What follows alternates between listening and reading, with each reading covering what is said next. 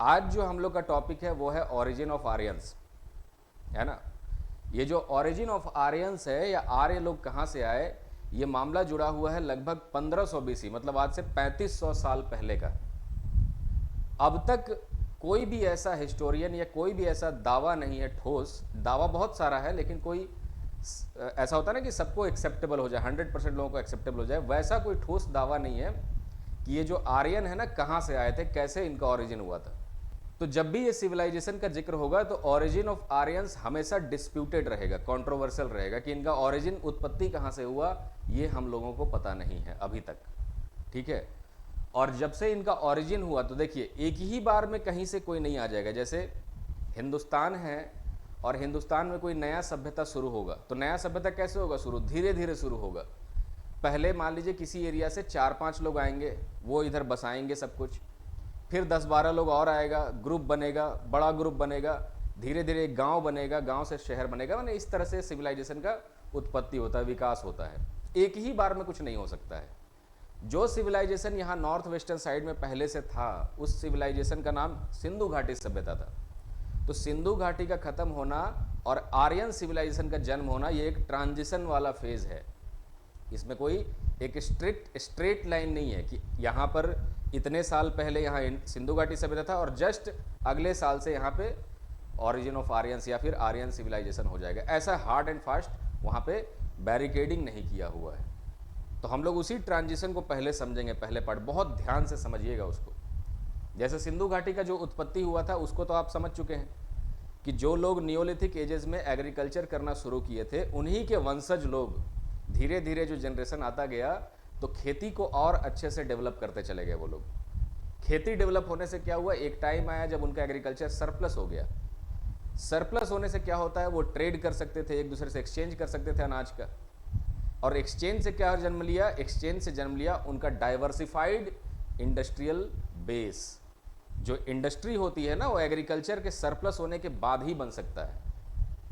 इसीलिए हिंदुस्तान में जो आज आप प्रॉब्लम देख रहे हैं, जो हमारा ये एक क्या कहें उसको, जो जिसको हिंदुस्तान को बहुत सारे लोग गरीब कहते हैं दूसरे दुनिया वाले, ये गरीबी का जो मूल कारण है ना, वो आज़ादी के बाद चुना गया इकोनॉमिक मॉडल है। जो इकॉनमी के राह पे हम लोग चले थे, चाइना उस राह पे नहीं चला था। देखिए लगभग 1947 में, एक एग्जाम्पल दे रहा हूँ, फिर आगे बढ़ते हैं आज के क्लास में थोड़ा गहराई से समझने के लिए। 1947 के आसपास भारत आज़ाद हुआ, है ना। भारत भी क्या आज़ाद हुआ, वो हम लोग मॉडर्न हिस्ट्री में देखेंगे कैसे आज़ादी का डिफिनेशन क्या होता है। अभी के लिए मान लेते हैं कि भारत 1947 में आज़ाद हुआ। चाइना भी लगभग उससे 2 साल बाद ही, चाइना वैसे गुलाम नहीं था लेकिन वहाँ पे अंग्रेजों का कंट्रोल था। तो जैसे जैसे डीकोलोनाइजेशन हुआ तो अंग्रेज वहाँ से छोड़ के चले गए, चाइना भी एक तरह से आज़ाद हुआ। हमारे यहाँ जो इकोनॉमिक मॉडल आया तो वो मॉडल आया सोशलिस्ट। चाइना भी उसी कम्युनिस्ट सोशलिस्ट मॉडल पे चल रहा था।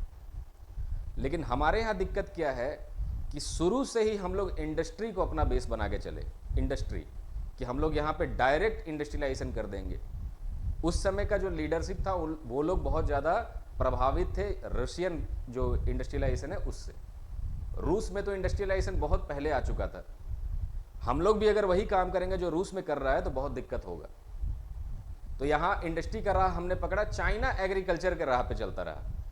तो सबसे पहले उसने फूड सफिशिएंसी अचीव किया, बहुत ज़बरदस्त तरीके का लैंड रिफॉर्म किया, ज़बरदस्ती लैंड का छीना गया, सरकार ने लैंड को छीना अमीर लोगों से, सब पे खेती कराया उन लोगों ने और फूड सफिशिएंसी पहले अचीव किया। हम लोगों से क्या गलती हुआ, हम लोग हौच पौच हो गए, कुछ पता नहीं चला क्या हो रहा है। ना तो ठीक से लैंड रिफॉर्म्स हो पाया कभी, ना तो ठीक से कुछ भी इंडस्ट्रियलाइजेशन हो पाया, क्योंकि रिसोर्सेज ही नहीं था देश में उस समय। और इसी वजह से चाइना 1970 आते आते तक एक लगभग मतलब होमवर्क पूरा वो कर चुका था अपना। और उसके बाद जब उसने अपना इकोनॉमी ओपन किया पूरी दुनिया के लिए, तब तक वो सुपर पावर बनने के राह पे चल चुका था। और हम लोग उसी कंफ्यूजन में रह गए कि इंडस्ट्री या एग्रीकल्चर, इंडस्ट्री या एग्रीकल्चर करते करते 2002 में जो 10वां पंचवर्षीय योजना आया था, 10th 5 ईयर प्लान, उसमें जाकर के एग्रीकल्चर को अपना प्राइम मोटिव फोर्स या एग्रीकल्चर को अपना prime driving force of economy बनाया। पहले हमारा पेट भरा होगा ना, तब हम जाकर के उद्योग के बारे में सोचेंगे। पहले खाना ही नहीं है और पहले इंडस्ट्री लगाने चल देंगे तो बहुत बड़ा गड़बड़ हो सकता है। तो ये सारा कुछ दिक्कत रहा इंडिया के जो 5 ईयर प्लान था उसमें, और चाइना ने उसको बराबर किया। तो यहाँ भी वही चीज़ आप देखेंगे कि जब एग्रीकल्चर किसी भी सिविलाइजेशन का सरप्लस होता है उसके बाद ही इंडस्ट्री को ग्रो करने का मौका मिलता है। ठीक है, तो industrial base is going to happen after the development of agriculture. यहाँ तक कोई डाउट है? चलिए एनीवे हम लोग अपना बात शुरू करते हैं। और ये जो ओरिजिन ऑफ आर्यंस टॉपिक है हमारा,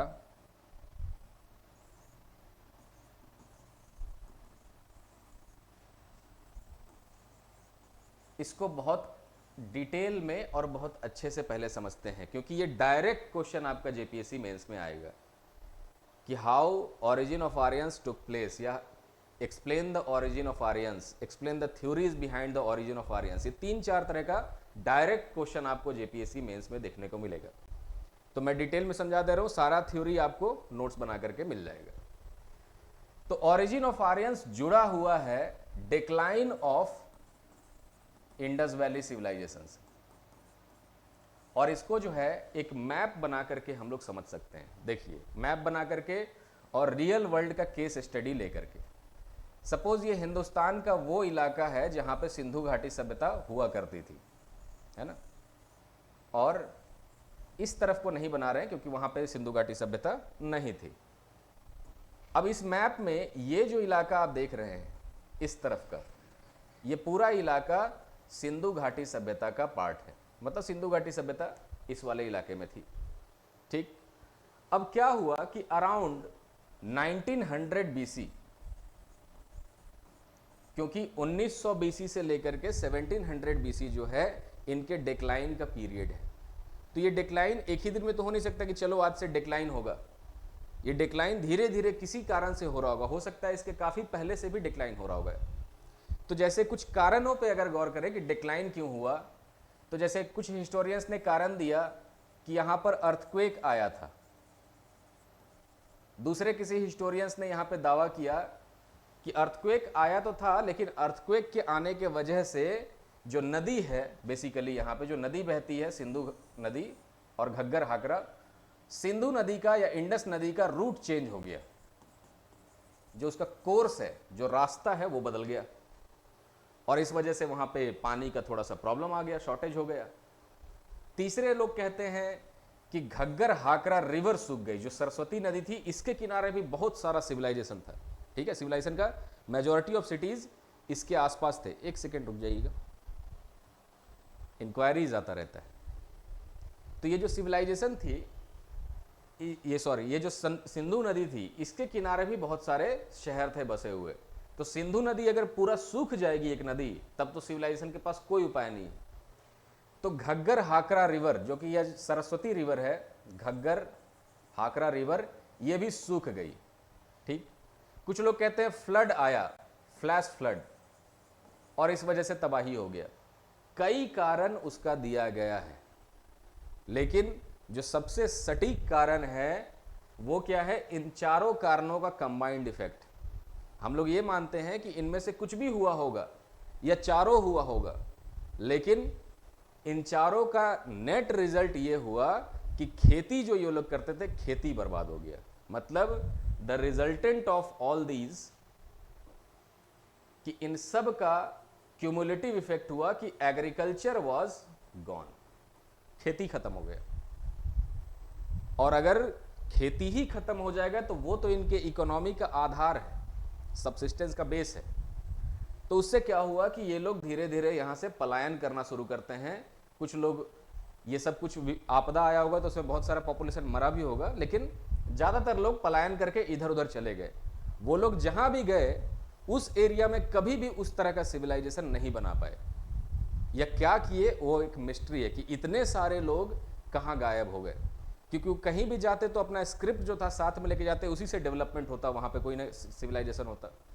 तो ये जो कड़ी है ना, यही मिस्टीरियस हो गया यहाँ पे कि इतने सारे लोग कहाँ चले गए अचानक से।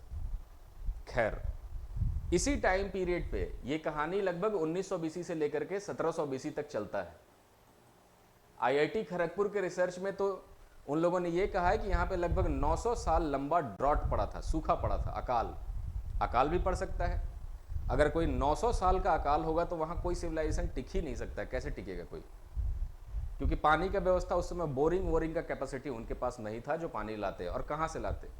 तो एनीवे, तो लगभग 1700 बीसी के पास जब ये लोग पूरा परेशान थे, तबाही मचा हुआ था, जब ये लोग पलायन कर रहे होंगे यहाँ से, उसी टाइम एक और फिनोमेना हो रहा है।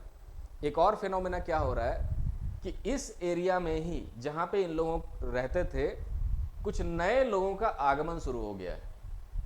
वो नए लोग कौन से हैं? वो इनसे बिल्कुल अलग है। वो लोग जो हैं वो घोड़े से चलते हैं, जबकि इंडस वैली सिविलाइजेशन के लोग घोड़े का यूज़ करते नहीं थे। वो लोग घोड़े से आते हैं, उनका कद काठी भी थोड़ा सा अलग है, उनका बोलचाल का लैंग्वेज पूरा ही अलग है, इनके जैसा भाषा वो नहीं बोलते हैं। मतलब एक फॉरेनर टाइप के लोग कहीं से भी तो यहाँ आ रहे थे। अब वो सेंट्रल एशिया से आए या भारत के ही किसी पार्ट से आए या उस तरफ से कहीं से आए, ये अभी तक मिस्ट्री है। इस पे कई सारा थ्योरी बना हुआ है। हिंदुस्तान के हिस्टोरियंस ने भी थ्योरी बनाया, बाहर के लोगों ने भी थ्योरी बनाया, और अजीब अजीब सा थ्योरी बनाया इसके ऊपर, जो थ्योरी मैं थोड़ा देर के बाद आपको दिखाता हूँ। तो अब इसको ऐसे समझिए कि जैसे मान लीजिए आप इस शहर में रह रहे हैं, ठीक है, और इस शहर में रह के इमेजिन कीजिए कि आपका घर है आपके आसपास, और कुछ बंजारे टाइप के लोग घोड़े पे और अजीब सा वेशभूषा में आ रहे हैं। तो मान लीजिए एक छोटा सा ग्रुप आया, तो उसमें 4-5 लोग थे, 4-5 घोड़ा था, वो आपके शहर के पास से आपने उसको देखा भी, वो निकल के चला गया जहां भी आप बैठे थे। फिर कुछ दिन के बाद आप नोटिस कर रहे हैं, आप किसी दुकान में खड़े हैं और वैसा ही 50 लोगों का ग्रुप जा रहा है। तो आप क्या करेंगे? सामान को थोड़ा देर के लिए नहीं लेंगे, उसके तरफ ज़्यादा गौर से देखेंगे कि क्या हो रहा है, अटेंशन खींचेगा वो। अगर मान लीजिए कि 1000 लोगों का वैसा गैंग निकल रहा है, तो फिर आपको रोड पे जाने में डर लगे कि हम पे चढ़ा के नहीं निकल जाए। और अगर वो घोड़ा दौड़ाते हुए जा रहा है, ट्रैफिक को कुचलता हुआ जा रहा है, इधर से जा रहा है, तब तो एक क्राइम हो गया, आपको तो हालत खराब हो जाएगा, घर के बाहर नहीं निकलिएगा। तो ऐसा ही कुछ सीन यहाँ पे चल रहा था कि जब ये आर्यंस आते थे तो एक बार में नहीं आए सब लोग, इनका अलग अलग वेव आता था। मतलब पहले कुछ लोग, पहले 100 लोग, फिर 500 लोग, फिर 600 लोग, ऐसे ऐसे ग्रुप में वो लोग आते थे। मतलब एक बार में एक कबीला आया, दूसरा कबीला आया, तीसरा कबीला आया, ऐसे करते करते वो लोग कहीं ना कहीं से तो आ रहे थे। और दूसरे साइड में यहाँ पे पानी का कमी, एग्रीकल्चर नहीं है, अनाज नहीं है, उससे कमी से जूझ रहे हैं लोग। तो बहुत परेशान थे इंडस वैली सिविलाइजेशन के लोग, और इसीलिए धीरे धीरे वो लोग माइग्रेट करके हिंदुस्तान के ही, या फिर मान लीजिए वो सेंट्रल एशिया चले गए होंगे या कहीं भी चले गए, कहाँ गए पता नहीं, और धीरे धीरे माइग्रेट होता चला गया ये ऐसे करके। समय बदलता गया, 100 साल लगभग बीत गया। अब इस इलाके में जिन लोगों का डोमिनेंस है उनको आर्य नाम दिया गया है। आर्यन, आर्य, संस्कृत में आर्य कहते हैं और इंग्लिश में आर्यन कहते हैं। संस्कृत में आर्य इसलिए कहते हैं क्योंकि संस्कृत भाषा इन्हीं लोगों का बनाया हुआ है ना। तो इस तरह के लोग कुछ आए और सेटल हो गए। तो देखिए, इतिहास हमेशा उसको याद रखता है जो किसी, क्योंकि इतिहास हम लोग पढ़ते हैं किसी ज्योग्राफिकल रीजन का। अभी हम लोग पढ़ रहे हैं हिंदुस्तान का इतिहास, अभी हम लोग यूरोप का इतिहास नहीं पढ़ रहे हैं। तो किसी ज्योग्राफिकल रीजन का जो इतिहास होता है, जब हम लोग उसको पढ़ते हैं ह्यूमन हिस्ट्री में, तो इतिहास सिर्फ उन लोगों को ज़्यादा याद करता है जो डोमिनेंस में रहते हैं। जैसे आप मिडाइवल एजेस में आएंगे तो गुलाम वंश वहाँ अगर है, मान लीजिए स्लेव डायनेस्टी रूल कर रही है, तो स्लेव डायनेस्टी के साथ साथ कुछ खिलजी लोग भी हैं। लेकिन जिस समय स्लेव डायनेस्टी है तो सिर्फ स्लेव डायनेस्टी का इतिहास पढ़ा जा रहा है, खिलजियों का इतिहास नहीं पढ़ा जा रहा है। जब खिलजी है तो स्लेव डायनेस्टी के भी कुछ लोग बचे हुए हैं और तुगलक के भी डायनेस्टी के कुछ लोग हैं, जबकि वो उनके जनरल हैं तुगलक्स। लेकिन इतिहास तुगलक्स को याद नहीं कर रहा है, उस समय खिलजियों को ही याद कर रहा है कि अलाउद्दीन है या जलालुद्दीन खिलजी। तो उसी तरह हम लोग जो इंडिया का इतिहास पढ़ रहे हैं, तो इस रीजन पे धीरे धीरे 1500 बीसी ऑनवर्ड्स जो दबदबा है, जो डोमिनेंस है, वो आर्यों का रहता है, आर्यंस का। और इतिहास इसलिए हम लोग इस समय के पीरियड को वैदिक एज भी कहते हैं, वैदिक एज। क्यों? क्योंकि आर्यंस जो थे उन लोगों ने वेदों का निर्माण किया था। अब आर्यंस किस तरह के हैं, क्या करते हैं, उस पर हम लोग बाद में चर्चा करेंगे। पहले आता है इनके बारे में इतिहास कैसे लिखा गया, कैसे पता चला। सबसे पहला चीज जो आर्यंस में है वो है इनका हिस्टोरियोग्राफी, ठीक। और कौन से सोर्सेस को देख करके इनका इतिहास बनाया गया है, हिस्टोरियोग्राफी एंड सोर्सेस। तो यहां तक कोई डाउट है तो पूछिए, फिर हम लोग अब इनके बारे में ही ज्यादा बात करेंगे। तो अब जो भी रहा, देखिए आर्यंस जब आए यहाँ पे, तो जो इनको गांव के लोग यहाँ मिले इस एरिया में, तो कई इतिहासकारों ने यह बताया कि ये लोग उस गांव के लोगों को कहते थे कि ये लोग दास है या दस्यु है। मतलब आर्यंस ने जो यहाँ के नेटिव लोग थे उनको दास या दस्यु बताया है ऋग्वेद में ही, ठीक है। और चलिए वो सब सोसाइटी का बात है कि सोसाइटी में कैसे रंग के वजह से वर्ण व्यवस्था का स्टार्ट हुआ और वर्ण व्यवस्था कैसे कैसे मॉडिफाई हुई, आगे बात करते हैं उसके ऊपर। लेकिन शुरुआत में उन लोगों ने यहाँ के लोकल लोगों को दास कहा, जो हमसे अलग हैं, आर्यन से अलग हैं, ऐसा ब्रिटिश इतिहासकार या जो फॉरेन के इतिहासकार हैं उन लोगों ने बताया। तो यहां तक का यही जानकारी। तो एनीवे, जो आर्यंस थे, अब हम लोग 1500 बीसी के आसपास का कहानी स्टार्ट करते हैं। आर्यंस के बारे में सारी बातें अब हम लोग शुरू करते हैं। क्लियर? चलो ठीक।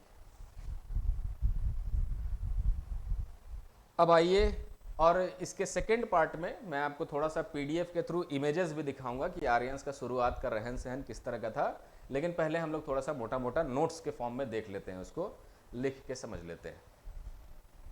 चलिए, आर्यंस के बारे में। और ये जो आर्यंस हैं, इसको हम लोग इस टाइम पीरियड को देखिए, हम लोग समय रेखा में कहाँ आ गए हैं। समय का जो लाइन हमने बनाया था 1.8 मिलियन साल से, यहां से चलते चलते हम लोग पहुंच चुके हैं अब 1500 बीसी में। और ये जो कालखंड है, ये जो टाइम पीरियड है, इसका नाम है ऋग्वेदिक एज। तो यहां से लेकर के 500 साल आगे तक, मतलब 1500 बीसी से लेकर के लगभग 1000 बीसी तक का अब इतिहास हम लोग डिस्कस करेंगे। क्योंकि 1000 बीसी ऑनवर्ड्स ऋग्वेदिक नहीं होता है। वो लोग भी वही वैदिक धर्म से आते हैं या फिर वैदिक रिलीजन से बिलोंग करते हैं, लेकिन उनका इतिहास और उनका रहने सहने का तरीका चेंज हो जाता है इनसे। तो ये जो पहला फेज है वैदिक लोगों का, उसके बारे में हम लोग डिस्कस कर रहे हैं। आर्यंस, ये टाइम पीरियड है जिसको हम लोग इतिहास में कहते हैं वैदिक एज, और ये लगभग 1500 बीसी से लेकर के 1000 बीसी तक का कहानी है। ठीक, चलिए। तो अब शुरुआत में जो आर्यंस आए, इन लोगों को प्रॉपर तरीके से एग्रीकल्चर के बारे में कुछ भी नहीं पता था। तो याद कीजिए वो फॉर्मूला मैंने आपको क्या बताया था कि एग्रीकल्चर जहां होगा वहां अर्बनाइजेशन होने का चांस है। वहां अर्बनाइजेशन होगा ही एक टाइम पे, क्योंकि एग्रीकल्चर सरप्लस हो जाएगा। अगर ये एग्रीकल्चर खत्म कर दें तो अर्बनाइजेशन भी नहीं हो पाएगा। तो ये जो समय है, ये जो टाइम पीरियड है, सिंधु घाटी के लोग अर्बन इसलिए थे क्योंकि वहां एग्रीकल्चर सरप्लस था। अब क्योंकि उसी इलाके में ये लोग रह रहे हैं, क्योंकि इनका इनिशियल प्लेस ऑफ हैबिटेशन जो है, अगर भारत का हम लोग मैप बनाए ऐसा कुछ, तो शुरुआत के जो आर्यंस हैं वो इधर ही रहते थे। Initial habitation, initial place of habitation, और ये लोग इस समय इधर ही रहा करते थे। समय जैसे जैसे बीता 400-500 साल, तो ये लोग गंगा के तरफ मूव कर गए। इंडस वैली को छोड़ करके गंगा घाटी के तरफ चले गए थे। और इसका प्रमाण क्या है? वेदों में शुरू में जिन नदियों के बारे में लिखा हुआ है, वो इधर के नदियों के बारे में लिखा हुआ है। जो आप देखते हैं कि जैसे मान लीजिए एक नदी तो सिंधु ही हो गया, दूसरा नदी हो गया यहाँ का झेलम, चेनाब, सतलज, ब्यास, रावी, इन सब जो नदियां हैं उसके बारे में यहाँ पे लिखा हुआ है। लेकिन बाद में यहाँ पे Ganga as a main river हो जाती है, क्योंकि वो लोग गंगा की तरफ चले गए थे। तो अभी हम लोग जिन आर्यंस का बात कर रहे हैं वो इस तरफ ही है। ठीक है। तो क्योंकि ये शुरुआत में इन लोगों को एग्रीकल्चर के बारे में ABCD भी नहीं पता था, तो ये सिविलाइजेशन कैसी होगी? सेटल्ड होगी या घुमंतु सिविलाइजेशन हो जाएगी? घुमंतु सिविलाइजेशन होगी, नोमैडिक। तो जो इनिशियल आर्यंस थे, इनिशियल आर्यंस, इनका लाइफस्टाइल कैसा था? नोमैडिक। और नोमैडिक के साथ साथ पैस्टोरलिस्ट, क्योंकि इनका पूरा का पूरा इकोनॉमी टिका हुआ था जानवरों के ऊपर। जानवरों का मान लीजिए दूध निकालने वाले जानवर हैं, मीट खाने के लिए जो जानवर हैं, तो जानवर को पालते थे और जानवर के ऊपर ही इनका पूरा इकोनॉमिक आधार टिका हुआ था। अगर दो कबीला लड़ रहा है तो दोनों कबीला इसलिए लड़ रहा है क्योंकि कैटल वेल्थ हो सकता है किसी एक के पास हो, ये लोग जाकर के चोरी करके ले आए, अब दोनों के बीच में संघर्ष चल रहा है। तो शुरुआत का जो इनका झगड़ा होता था वो कैटल वेल्थ को लेकर के झगड़ा होता था और भी इस तरह का मटेरियल चीजों को लेकर झगड़ा होता था, लेकिन इन लोगों को एग्रीकल्चर का कोई आइडिया नहीं था, नो एग्रीकल्चर। तो धीरे धीरे यह यहां रहे और एग्रीकल्चर देखा इन लोगों को करते हुए, जो क्योंकि गांव था इंडस वैली का एरिया, तो वहां कुछ लोग एग्रीकल्चर तब भी कर रहे थे। तो जिनको उन्होंने दास दस्यु कहा, उनसे जो लोग खेती सीखे, खेती की जब प्रॉफिट दिखना शुरू हुआ, तब वो लोग जब गंगा घाटी के तरफ आए तो खेती में दोबारा रेवोल्यूशन आया। ठीक है, लेकिन वो 6th सेंचुरी BC का रेवोल्यूशन है, अभी खेती में वैसा कुछ नहीं है। तो शुरुआत के जो आर्यंस रहे वो किस तरह के रहे? नोमैडिक पैस्टोलिस्ट, और बेसिकली उनका एग्रीकल्चर में कुछ नहीं, एनिमल हस्बेंड्री उनका मेन ऑक्यूपेशन था। अब दूसरा जो बात है, ये लोग यहां आकर के करते क्या है? ये लोग यहां आकर के एक जगह सेटल नहीं होते हैं, इधर उधर मूवमेंट करते रहते हैं। और कुल इनका संख्या क्या रहता है? तो संख्या का तो एग्जैक्ट अनुमान नहीं लग सकता है, लेकिन लगभग 36 आर्यन ट्राइब्स यहां पे थे उस समय। 36 आर्यन ट्राइब्स, लगभग 36 ऐसे समूह थे जो यहां पर उस समय थे ये लोग। और आपस में, अभी हम लोग सिर्फ शुरुआत के बारे में बात कर रहे हैं कि ये लोग कैसे कैसे रह रहे हैं, उसका अंदाजा लगा रहे हैं। शुरुआत में जो ये लोग थे, जो 36 आर्यन ट्राइब था, आपस में ये लोग बहुत संघर्ष करते रहते थे। इनिशियल वे ऑफ लिविंग इनका कैसा था? ये वॉरिंग तरह के सिविलाइजेशन थे, वॉरिंग। ठीक, आपस में इनका संघर्ष चलता रहता है, जो ऋग्वेद के अलग अलग मंडल में जिसका उदाहरण मिलता है। जैसे एक बहुत अच्छा सा एग्जाम्पल मिला हुआ है कि शुरुआत में ये लोग जो लड़ाई करते हैं, तो एक लड़ाई हुआ बड़ा फेमस जिसको कहा जाता है बैटल ऑफ 10 किंग्स, जो कि परुस्ती नदी के किनारे लड़ाई हुआ था। ठीक है, परुष्णी मतलब रावी नदी, अभी उसका नाम रावी है, उस समय परुष्णी हुआ करता था। उसके किनारे ये युद्ध हुआ था। दो आर्यन कबीले, ये दो आर्यन कबीले नहीं थे, यहाँ एक तरफ 10 आर्यन कबीला और एक तरफ सिंगल आर्यन कबीला, इन दोनों के बीच में युद्ध हुआ अलग अलग ऋषियों के नेतृत्व में। तो वो सब बातें मैं अभी आपको 5 मिनट के बाद बताता हूँ। तो ये इनिशियली इनका ऐसा था। अब हमारा वक्त है कि हम लोग कुछ इमेजेस को देखें और उसके बाद समझें। यहाँ कुछ पिक्चर दिखाई दे रहा होगा, और ये जो पिक्चर है ये उस समय का जो वैदिक लोग थे उनका पिक्चर है। मतलब ऐसा पिक्चर तो खींच नहीं सकता है कोई, बनाया है किसी आर्टिस्ट ने। तो क्या आपको शहरी सभ्यता लग रहा है या ग्रामीण सभ्यता लग रहा है? तो बेसिकली ये ग्रामीण सभ्यता था। तो शुरुआत के जो आर्यंस आए थे यहाँ पे, वो बड़ा ग्रामीण जैसा उनका रहन सहन हुआ करता था।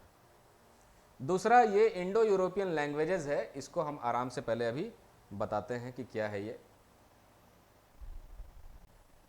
ठीक है, क्योंकि आर्यंस का मेन है लैंग्वेज ग्रुप के बारे में बात करना है, तो वो हो गया। तीसरा देखते हैं स्लाइड में कहीं इनका ज्यादा पिक्चर हो। एक और पिक्चर है, अगर आप ये पिक्चर देखें तो इसमें भी आपको आर्यंस जो दिखाई देगा उनका रहन सहन थोड़ा सा आइडिया लगता है। उनका रहन सहन कैसा है? तो यहां भी जो ये लोग हैं बेसिकली घोड़े का उपयोग कर रहे हैं, हॉर्सेस, और घुमंतु टाइप का ये जनजाति लग रहा है। देख करके ही लग रहा है कि ये नोमैडिक टाइप के लोग हैं, और क्योंकि नोमैडिक हैं तो इनको स्ट्रगल करना ही पड़ेगा रिसोर्सेज के लिए। तो ये लोग बेसिकली एक वॉरिंग सिविलाइजेशन भी, योद्धा किस्म के सिविलाइजेशन भी है इनका। तो जहां तक हम लोग को नजर आ रहा है कि जो आर्यंस आए वो सिंधु घाटी सभ्यता से बहुत अलग थे वो लोग, और उनका पूरा रहन सहन अलग था। तो शुरुआत के स्लाइड्स में कुछ रहन सहन के बारे में इनका जानकारी है। तो जैसे कुछ थ्योरी है आर्यंस को लेकर के जो अलग अलग लोगों ने बनाया है ना, वो थ्योरीज क्या है कि the Aryans and Hindu nationalism, ये उसका टॉपिक का नाम है। थ्योरी ये है कि जो मैक्स मुलर थे, यहाँ पे ठीक से नहीं दिख रहा होगा बोर्ड में लेकिन हम उसको पढ़ दे रहे हैं। एक ये जर्मन जो यहाँ पे खोज करता जर्मन हिस्टोरियन थे मैक्स मुलर, इन्होंने बताया कि जो आर्यंस थे वो बेसिकली आक्रांता थे, माने अटैकर स्वभाव के आर्यंस थे, और वो लोग सेंट्रल एशिया से आए थे, यहाँ के लोगों को अटैक करके मार के भगाया, तो आर्यंस का एक अलग थ्योरी निकाला इन्होंने, सेंट्रल एशियन थ्योरी नाम है उसका। So that theory is central Asian theory, कि आर्यन सेंट्रल एशिया से आए और वो एक इन्वेडर थे, वो लोग अटैकर थे, ठीक। क्योंकि इन्होंने बोला कि जो आर्यन वर्ड है, आर्यन आर्यन वर्ड बना हुआ है अरी से, अरी, और अरी मतलब संस्कृत में होता है शत्रु। लेकिन इसका फिर से खंडन भी किया गया, तो खैर एनीवे देखते हैं क्या खंडन उसका किया गया आगे चल के। दूसरे जो इंडियन साइड के जो स्कॉलर्स थे, जो इंडियंस थे, उन लोगों ने बोला, जैसे दयानंद सरस्वती हैं, इन्होंने बोला कि Aryans came to this country from Tibet shortly after the dawn of creation. इन्होंने अलग थ्योरी दिया कि आर्यंस तिब्बत से आए। उसी तरह यहां बाल गंगाधर तिलक है, जिन्होंने कहा था आर्यंस आर्कटिक से आए थे, आर्कटिक सर्कल से। क्योंकि बाल गंगाधर तिलक एक रिसर्च कर रहे थे हीट के ऊपर, इन्होंने 2 बुक भी पब्लिश किया था उस समय। उस बुक में इन्होंने मेंशन किया कि जो आर्यंस थे वो लोग आर्कटिक से आए थे, इसीलिए क्योंकि अग्नि का बहुत बड़ा रोल है आर्यंस के लाइफ में। और यहां तक कि ऋग्वेद का जो पहला श्लोक है वो अग्नि के नाम से ही है, या अग्न या याही विते, ऐसे करके कुछ श्लोक है, मैं उसका वर्डिंग थोड़ा सा मिस्टेक कर रहा हूं। अग्न आ याही विते उसका नाम है, मतलब ओ अग्नि कम टू द फीस्ट। कुछ भी स्टार्ट करने से पहले अग्नि जला करके अग्नि का आवाहन करते हैं वो लोग। तो क्योंकि आग का बहुत बड़ा रोल है, इसका मतलब किसी ठंडे जगह से आए थे और वो बेसिकली आर्कटिक से आए थे। इसी तरह जो आरएसएस के लीडर है गुरुजी गोलवलकर, इन्होंने बताया कि वो आर्कटिक से तो आए थे, लेकिन नॉर्थ पोल उस समय भारत में ही था। जो आरएसएस के संस्थापक में से एक थे, तो उन्होंने बोला कि ये नॉर्थ पोल इंडिया में ही था, लेकिन आर्कटिक से आए थे, but the north pole was in India. Swami Vivekananda बोले कि ये लोग लगता है थोड़ा सा अफगानिस्तान के साइड से आए थे, जो कि हिंदुस्तान का, अखंड भारत का पुराना वाला हिस्सा है, तो अफगानिस्तान के साइड से। और अरबिंदो घोष ने ये बोला था कि जो द्राविडियन लैंग्वेज है वो संस्कृत के जैसा है। देखिए आर्यंस जो है बेसिकली अपने लैंग्वेज के वजह से एक ग्रुप बना हुआ है। आर्यंस जो है ना, आर्यंस ये एक लिंग्विस्टिक ग्रुप है। आर्यंस एक रेशियल ग्रुप या एथनिक ग्रुप नहीं है। जैसे रेशियल ग्रुप का मतलब होता है जैसे मंगोलॉइड्स, चाइना के तरफ रहने वाले लोगों को हम लोग मंगोलॉइड्स कहते हैं, वो एक रेशियल एथनिक ग्रुप होगा जो फिजिकल फीचर के बेसिस पे पहचाना जाता है। आर्यंस को फिजिकल फीचर के बेसिस पे डिस्टिंग्विश या कैटेगराइज नहीं किया गया है। आर्यंस को कैटेगराइज किया गया है उनके बोली के आधार पे, भाषा के आधार पे, लैंग्वेज के आधार पे। तो आर्यन एक लिंग्विस्टिक ग्रुप है, और ये जो आर्यन लैंग्वेज है उसका रूट्स क्या है, तो वो वाला मैं अभी आपको दिखाता हूं। यहां तक कोई डाउट है तो पूछिए। चलिए, तो कोई दिक्कत नहीं है। पहले अब देखते हैं आर्यन लैंग्वेज क्या है, जिसको लेकर के इतना इन लोगों ने बोला। अब देखिए, इसको समझने की कोशिश कीजिए, क्या चार्ट है, क्या डायग्राम है। ये जो है ओल्ड यूरोपियन लैंग्वेज फैमिली है, क्योंकि जो पहले के यहाँ पे जैसे व्यक्ति आए थे फिलिपस असेटी, तो उन्होंने बोला कि आर्यन जो संस्कृत का जो लैंग्वेज है, संस्कृत यूरोपियन लैंग्वेजेस के जैसा ही, मतलब इनका रूट्स एक ही होगा। जैसे यहाँ का जो मदर है, कहीं मदर कहते हैं, तो यूरोपियन लैंग्वेज उसको माद्रे कहते हैं, और यहाँ पे उसको मातृ कहते हैं। मैंने मदर जो टर्म है इंग्लिश में, अभी यूरोपियंस में उसको माद्रे, यहाँ पे मातृ कहते हैं, फादर, और यहाँ पे उसको पितृ कहते हैं। तो इस तरह का जो सिमिलैरिटी है, इससे ये पता चलता है कि इन लैंग्वेजेस का बेसिक रूट एक ही होगा, और ये इन लोगों ने दावा किया। तो इससे ये पता चला कि देखिए, जो old European, the Indo European language family है, तो ये जो ऊपर का लैंग्वेज दिख रहा है आपको, जैसे ये इंडियन है, तो ये इंडियन साइड जो आर्यंस आए थे वो उनका भाषा बना इंडियन में आके। उसी तरह जो आर्मेनियन थे, माने आर्यंस का एक टीम जो वहां गया, या एक ग्रुप जो वहां चला गया, वो आर्मेनियन का जो भाषा था वो बोलता था। उसी तरह एक ग्रुप ईरानियन में भी है, एक ग्रुप जर्मनी में भी है, जर्मन भी है, एक ग्रुप बाल्टोस्लाविक नेशन में भी है, अल्बानियन भी है, सेल्टिक भी, ये अलग अलग, इटैलिक भी है। तो आर्यंस क्या थे, किसी एक खास जगह से अलग अलग डायरेक्शन में चले गए थे, और अलग अलग डायरेक्शन वो जिस रीजन में आए वहां आकर के एक नया भाषा का उन्होंने शुरुआत किया। तो शुरुआत का जो लैंग्वेज फैमिली होगा उसमें बहुत ज्यादा सिमिलरिटी। तो शुरुआत का लैंग्वेज फैमिली क्या था, जैसे यहां पे है संस्कृत,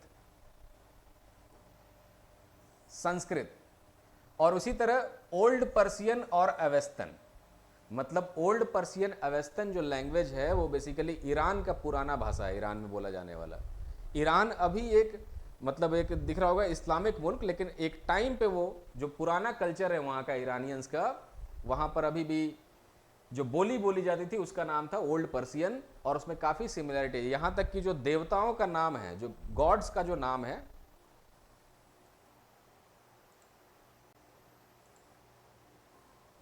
उसके अंदर जो देवी देवता है ना, वो भी संस्कृत के जो देवी देवता हैं उन्हीं के जैसा है। मतलब जो ईरानियों का सबसे पुराना ग्रंथ है जिंद अवेस्ता, और संस्कृत का जो सबसे पुराना ग्रंथ है ऋग्वेद, इन दोनों के बीच में बहुत ज़्यादा सिमिलैरिटी है। तो जिंद अवेस्ता और ऋग्वेद में बहुत ज़्यादा सिमिलैरिटी होने की वजह से साफ साफ पता चलता है कि इनका रूट्स एक ही है। अब डिस्प्यूट कहाँ है और कंट्रोवर्सी कहाँ है? तो पहले वो लोग ईरान में थे, ईरान से भारत आए कि भारत से ईरान गए, ये डिस्प्यूट का मामला है। अगर वो ईरान से इधर आ सकते हैं तो हो सकता है इंडिया की तरफ से उधर गए हों। तो कहाँ से कौन गया, इस पे सारा झगड़ा है। क्योंकि जो भी ये सभ्यता ये साबित कर देगी कि एक्चुअल में आर्यंस हमारे से उत्पत्ति हुए थे, वो सभ्यता महान हो जाएगी। क्योंकि आज जो ये सब लैंग्वेज ग्रुप्स हैं, इनके अंदर जो ज्ञान लिखा हुआ है, जो बात लिखा हुआ है, वो बहुत ज़्यादा उच्च कोटि का, बहुत हाई लेवल का ज्ञान लिखा हुआ है। तो कोई भी सभ्यता ये चाहेगा ना कि हमारे जो एंसेस्टर्स थे, हमारे पूर्वज बहुत ही हाई लेवल का थिंकिंग रखते थे और हम लोग उनके डिसेंडेंट हैं। तो बस यही मामला है और कुछ नहीं है। वहाँ पे हर कोई ये प्रूफ करना चाहता है कि आर्यंस हमारे यहाँ से थे। आर्यंस कहाँ से आए थे वो तो आर्यन ही जानते हैं, शुरुआत वाले। क्योंकि शुरू में जो लोग आए वो लिटरेचर, वो लिखना पढ़ना जानते ही नहीं थे।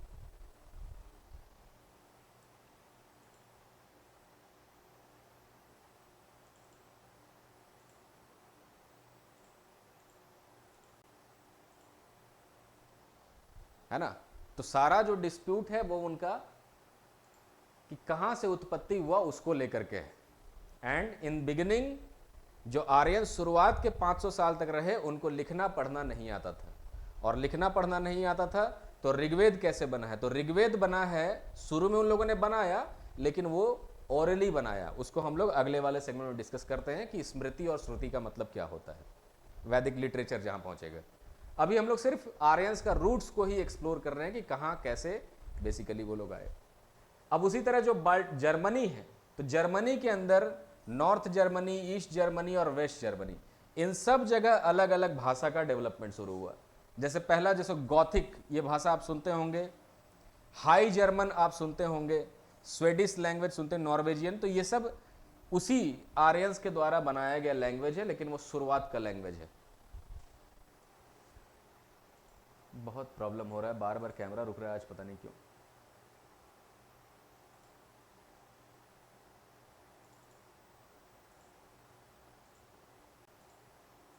ऐसा तो नहीं कि सिर्फ हमको रुकता हुआ दिख रहा है? आप लोग को भी दिख रहा है ना? ठीक है। वो सिस्टम है, लगता है कि उसका कैपेसिटी तो ठीक ठाक हम लोग लगाए हुए हैं, लेकिन सुबह में बहुत ज़्यादा, जब तक ये पूरा गर्म नहीं हो जाता है ना सिस्टम, तब तक वो हैंग वैंग करने का उसका चलता ही रहता है। अभी फिर से हैंग हो रहा है।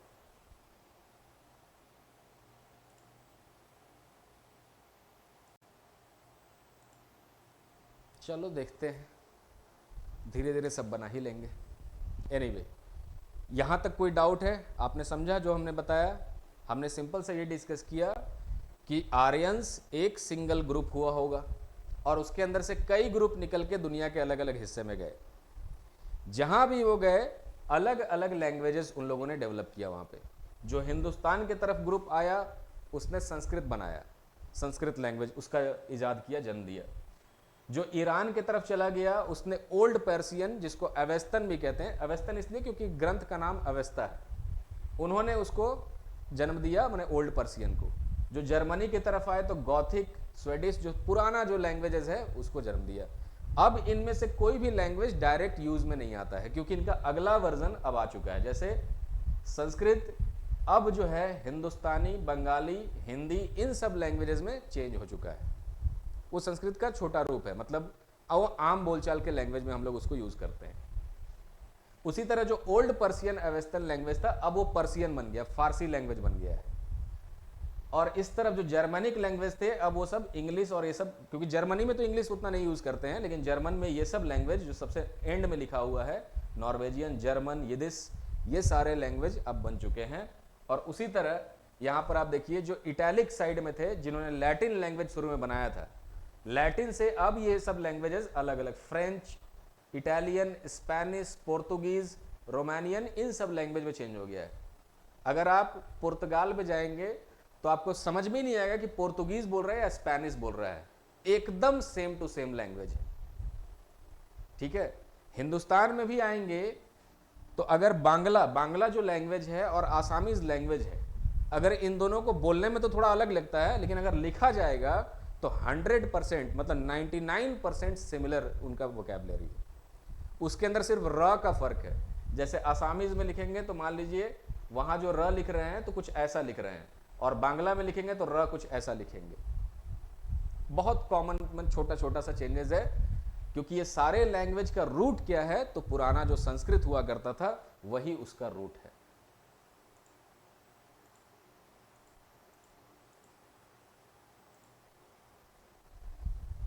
ठीक है, so the root is these old languages and that is why Sanskrit को सारे भाषा का माने वो जननी भी कहा जाता है, और गलत नहीं कहा जा रहा है क्योंकि वो सब चीजें होती हैं। लैंग्वेज क्यों बदलता है? लैंग्वेज बदलता है कल्चर के इन्फ्लुएंस की वजह से। जैसे मान लीजिए कि अभी आप हिंदुस्तान में जाएंगे तो अगर आप बीच में हैं, हिंदी जोन में हैं, तो हिंदी बोला जाएगा। अब वहाँ से थोड़ा सा इधर उधर जाइए, जैसे जिस जोन में हिंदी बोला जा रहा होगा, अगर आप थोड़ा सा चले जाएंगे वेस्ट की तरफ तो आपको राजस्थानी, गुजराती चेंजेस होता हुआ दिखेगा। ईस्ट की तरफ जाएंगे तो आपको आएंगे तो बांग्ला, और बिहार में ही घूमते रहेंगे तो मगधी जो बोला जाता है, मैथिली जो बोला जाता है, अलग अलग स्वरूप में आपको नजर आना शुरू हो जाएगा। फिर और नॉर्थ ईस्ट की तरफ जाएंगे तो फिर से और भी चेंजेस दिखेगा। धीरे धीरे लैंग्वेज अपना स्वरूप बदलता चला जाता है। साउथ जब जाएंगे तो साउथ क्या है, अलग लैंग्वेज ग्रुप है। जैसे आर्यन नॉर्थ में थे, साउथ में द्राविडियन लोग थे, तो द्राविडियन में भी लैंग्वेज में वेरिएशन आना शुरू। जैसे ओडिया आएगा तो ओडिया थोड़ा सा बांग्ला जैसा लगेगा सुनने में, लेकिन जैसे ही उड़ीसा के नीचे जाएंगे तेलुगु जब आ जाएगा तो तेलुगु बिल्कुल ही अलग हो जाएगा। तो ऐसा होता है ना कि जैसे मान लीजिए आप अभी यहाँ पे हैं झारखंड के साइड में, तो आपको हल्का हल्का बांग्ला बोलेगा ना, वो हल्का हल्का समझ में आएगा, पूरा नहीं समझ में आएगा बट मोटा मोटा आपको समझ में आएगा। लेकिन आसामीज समझ में आना मुश्किल हो जाएगा, और आसाम के बाद जो लैंग्वेजेस आएंगे वो तो समझना इम्पॉसिबल हो जाएगा। उसी तरह जो उड़ीसा का व्यक्ति है, तो उड़ीसा के व्यक्ति को थोड़ा सा बांग्ला भी समझ में आएगा और तेलुगु भी समझ में आएगा हल्का हल्का, जैसे हम लोग को समझ में आता है बांग्ला वैसे। लेकिन तेलुगु से नीचे जब वो चले जाएंगे, जब उसको तमिल, मलयालम, कन्नड़ जैसा लैंग्वेजेस मिलेगा तो बिल्कुल कुछ समझ में नहीं आएगा। तेलुगु वाला जो रहेगा उसको हल्का सा मान लीजिए कि तमिल भी आ रहा है, ऊपर का थोड़ा सा ओडिया भी उसको हल्का समझ में आ रहा है, लेकिन फिर उसको कन्नड़ और ये सब उतना अच्छे से नहीं समझ में आएगा। तो वो लोग इंग्लिश में ही ज़्यादा बातचीत करते हैं। जब नॉर्थ ईस्ट में आप जाएंगे तो मेघालय और आसाम का आदमी हिंदी में बात करता है, और दोनों टूटा फूटा हिंदी बोलेगा, क्योंकि उसको मेघालय का लैंग्वेज नहीं आता है, इसको आसाम का लैंग्वेज नहीं, आसामीज नहीं आता है। फिर जब मणिपुर और मेघालय के बीच में देखेंगे तो जब वो दोनों बात करेंगे तो फिर हिंदी में ही बात करते हैं, या तो हिंदी या फिर इंग्लिश। तो इंग्लिश तो सबको नहीं आएगा, जो इलिटरेट टाइप के लोग हैं, तो हिंदी में वो लोग बात करते हैं। तो मणिपुर, त्रिपुरा, वो सब लोग हिंदी में बात करता है, क्योंकि कोई उपाय नहीं, उनको एक दूसरे का लैंग्वेज समझ में नहीं आता है। और ये सब तो मैंने प्रैक्टिकली अपने आंखों से देखा हुआ है, क्योंकि हिंदुस्तान का लगभग 16-17 या कह दीजिए 20 राज्य में हम क्लास लिए हुए हैं। ठीक है, 20 स्टेट्स। एनीवे, तो ये सारा कुछ था लैंग्वेज के बारे में। तो हमने इससे क्या सीखा कि जो यूरोपियन, जो शुरुआत के जो आर्यंस थे, अलग अलग ग्रुप में जहाँ जहाँ गए वहाँ वहाँ अलग टाइप का भाषा उन्होंने डेवलप किया। और हिंदी जो हम लोग बोलते हैं वो संस्कृत से ही निकल करके आया हुआ है। चलिए अब आगे बढ़ते हैं और भी चीज़ें समझते हैं थोड़ा सा। अब थोड़ा मैप देखना हम लोग को पड़ सकता है। सो लेट्स सी, ये जो विलियम जोन्स हैं और मैक्स मुलर है, तो मैक्स मुलर को आप जानते हैं, वो तो इतिहासकार थे। मैक्स मुलर का देखिए इसके ऊपर आरोप ये है कि इंडियन कल्चर को डेरोगेटरी बनाने में, मतलब एक निम्न स्तर का सिविलाइजेशन बनाने में इसने अपना कोई कसर नहीं छोड़ा। क्योंकि जो ये रिसर्च करते थे ना, तो ब्रिटिश भी इनको फाइनेंस करते थे, जिस जमाने में रिसर्च कर रहे थे। और ये जो रिसर्च कर रहे थे, लगभग वो आज़ादी का जो पहला संग्राम हुआ था 1857 के आसपास, उसके ठीक पहले इन्होंने ये सब प्रकाशित किया था 1856 आसपास, जिसमें कि हिंदुस्तानियों के जो एंसेस्टर्स थे उनको इन्होंने थोड़ा सा बुरा भला या इन्होंने आर्यंस को ये कहा कि आर्यंस ने ऐसा बताया, मैंने आर्यंस के बारे में इन्होंने ऐसा लिखा है कि आर्यंस ने बोला है यहाँ के लोकल पॉपुलेशन को कि लोकल पॉपुलेशन के लोग होते हैं काले होते हैं, उनका राउंड नोज होता है, स्नब्ड नोज जिसको कहते हैं, और कम हाइट होता है और वो सारा कुछ। तो ये सब जो डिस्क्रिप्शन इन्होंने दिया हुआ है नॉन आर्यंस का वो बहुत ज़्यादा डेरोगेटरी है। और नॉन आर्यंस का डिस्क्रिप्शन देने का मतलब है कि हिंदुस्तान के लोग उसी के मैंने वंशज हैं आगे चल करके, ठीक है। तो ये सब मैक्स मुलर ने लिखा हुआ है। और जो आर्यंस का इसने परिभाषा दिया है कि आर्यंस कैसे थे, उसको लैंग्वेज ग्रुप ना करके इन्होंने चेंज कर दिया है उसको इसमें मैंने क्या कहते हैं रेशियल ग्रुप में। और रेशियल ग्रुप में उनका परिभाषा थी कि उनका ब्लू आइज था, ब्लॉन्ड हेयर था, टॉल था, मतलब वो सारा डिस्क्रिप्शन जो यूरोपियन लोगों से मैच करता है वैसा इन्होंने डिस्क्रिप्शन दिया हुआ है कि आर्यंस ऐसे दिखा करते थे। यस, जितना भी हम लोग देखते हैं सर हाँ हाँ कि एंशिएंट हिस्ट्री में जो है वो लिखने का काम जो है रिसर्च वगैरह जो है वो ब्रिटिशर्स किया। हाँ तो इन लोग तो अपने आप को तो मतलब यहाँ के लोगों को नीचा दिखाने के लिए तो इन लोग तो सर यहाँ के मतलब जितना भी सभ्यता वगैरह उन लोग तो अपना सभ्यता को हाई मतलब दिखाने की कोशिश करी यहाँ की। तो मतलब इंडियन अगर फिर से हिस्ट्री वगैरह अगर रिसर्च वगैरह करके लिखना चाहे तो फिर ऐसा पॉसिबल हो सकता है या नहीं? बिल्कुल हो सकता है। अब देखिए जो हिंदुस्तान के जो लोग हैं शुरुआत में एक्चुअली हिस्टोरियोग्राफी ना बाहर से ही आया है। हिंदुस्तान के लोगों को हिस्टोरियोग्राफी नहीं आता था करने के लिए। हिस्टोरियोग्राफी मतलब होता है सिस्टमैटिक ढंग से इतिहास किसी का लिखा जाए, वो ग्रीक से ही सीखा है हमने। जो ग्रीक का जो कल्चर है ना उसके अंदर पहले से ही शुरू से ही हिस्टोरियोग्राफी का बहुत मतलब प्रॉपर डेट के साथ वो लोग हिस्ट्री लिखते थे।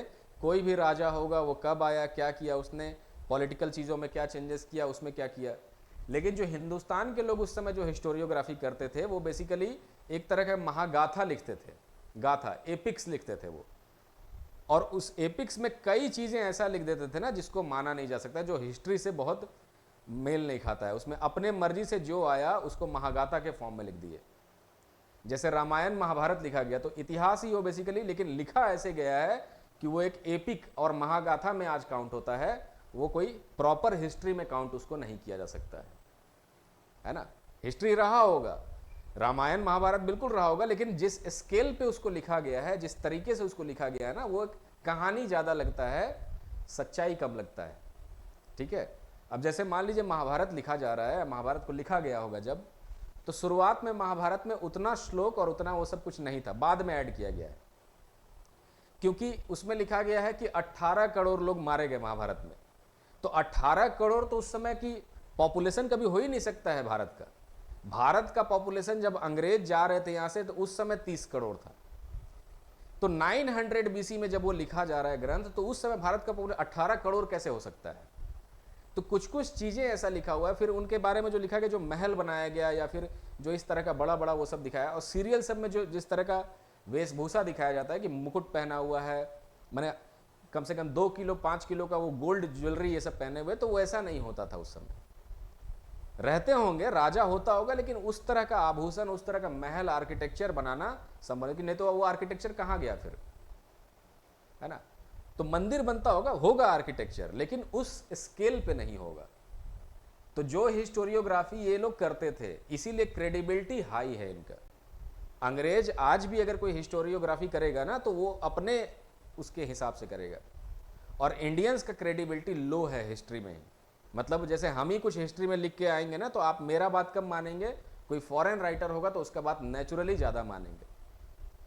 और ये सब इसलिए भी हुआ है क्योंकि हमारा कल्चरल सब्जुगेशन भी है। इन लोगों ने जिस तरह से कल्चर को हमारा सब्जुगेट किया उस समय, उसके वजह से भी आज आपको एक हमारे जेनेटिक्स में घुसा दिया है उन लोगों ने वो बात कि इंडियंस जो है वो थोड़ा सा मतलब हिस्टोरियोग्राफी के मामले में या नॉलेज के मामले में या किसी भी चीज़ के मामले में, ऑथेंटिसिटी के मामले में कम है as compare to British historian या ब्रिटिश नागरिक या यूरोपियन नागरिक। तो कोई फॉरेनर बोलेगा तो उसका बात का वजन है, लेकिन इंडियन कोई बोलेगा तो उसके बात का कम वैल्यू है, ऐसा होता है। हाँ, अब जब इन लोगों ने ये सब किया तो अब मान लीजिए फिर से रिसर्च किया जाएगा और फिर से सब कुछ लिखा जाएगा, हिस्ट्री को दोबारा से लिखा जाएगा, तो जाहिर सा बात है उसको ओरिएंटली माने अपने टोन में लिखा जाएगा। यहाँ भी सारा अंग्रेज वैसा नहीं था, ठीक है, सारा अंग्रेज का मोटिव वैसा नहीं था, क्योंकि कुछ अंग्रेज ओरिएंटलिस्ट, जो ओरिएंटल वर्ल्ड जो होता है ना, जो एशिया की तरफ जो दुनिया है उसका जो स्टडी करते थे, उसमें सारे लोग वैसे थोड़ी थे, लेकिन ज़्यादातर लोग वैसे ही थे। तो हिस्टोरियोग्राफी एक बहुत इंपॉर्टेंट चीज़, क्योंकि सबसे पहले हिस्ट्री में एक बड़ा इंपॉर्टेंट मतलब ये है, इरफान हबीब जिसको कहते हैं कि हिस्ट्री कौन लिख रहा है और किसके लिए लिख रहा है, ये सबसे पहला क्वेश्चन है। इतिहास अगर आप लिख रहे हैं तो आप कौन हैं, आप क्यों लिख रहे हैं इतिहास, और किसके लिए लिख रहे हैं इतिहास, ये सबसे बड़ा इसके अंदर क्वेश्चन है। अगर ये क्लियर हो जाए तो फिर बात बन जाए। तो कुछ लोग इतिहास लिखते हैं, वो किसी खास सेगमेंट के लिखते हैं, वो कम्युनिस्ट एंगल से उस इतिहास को लिखते हैं। इसको हम लोग कहते हैं स्कूल्स ऑफ हिस्ट्री। चलो, स्कूल्स ऑफ हिस्ट्री। स्कूल्स का मतलब है कोई विद्यालय नहीं है, स्कूल का मतलब होता है थॉट।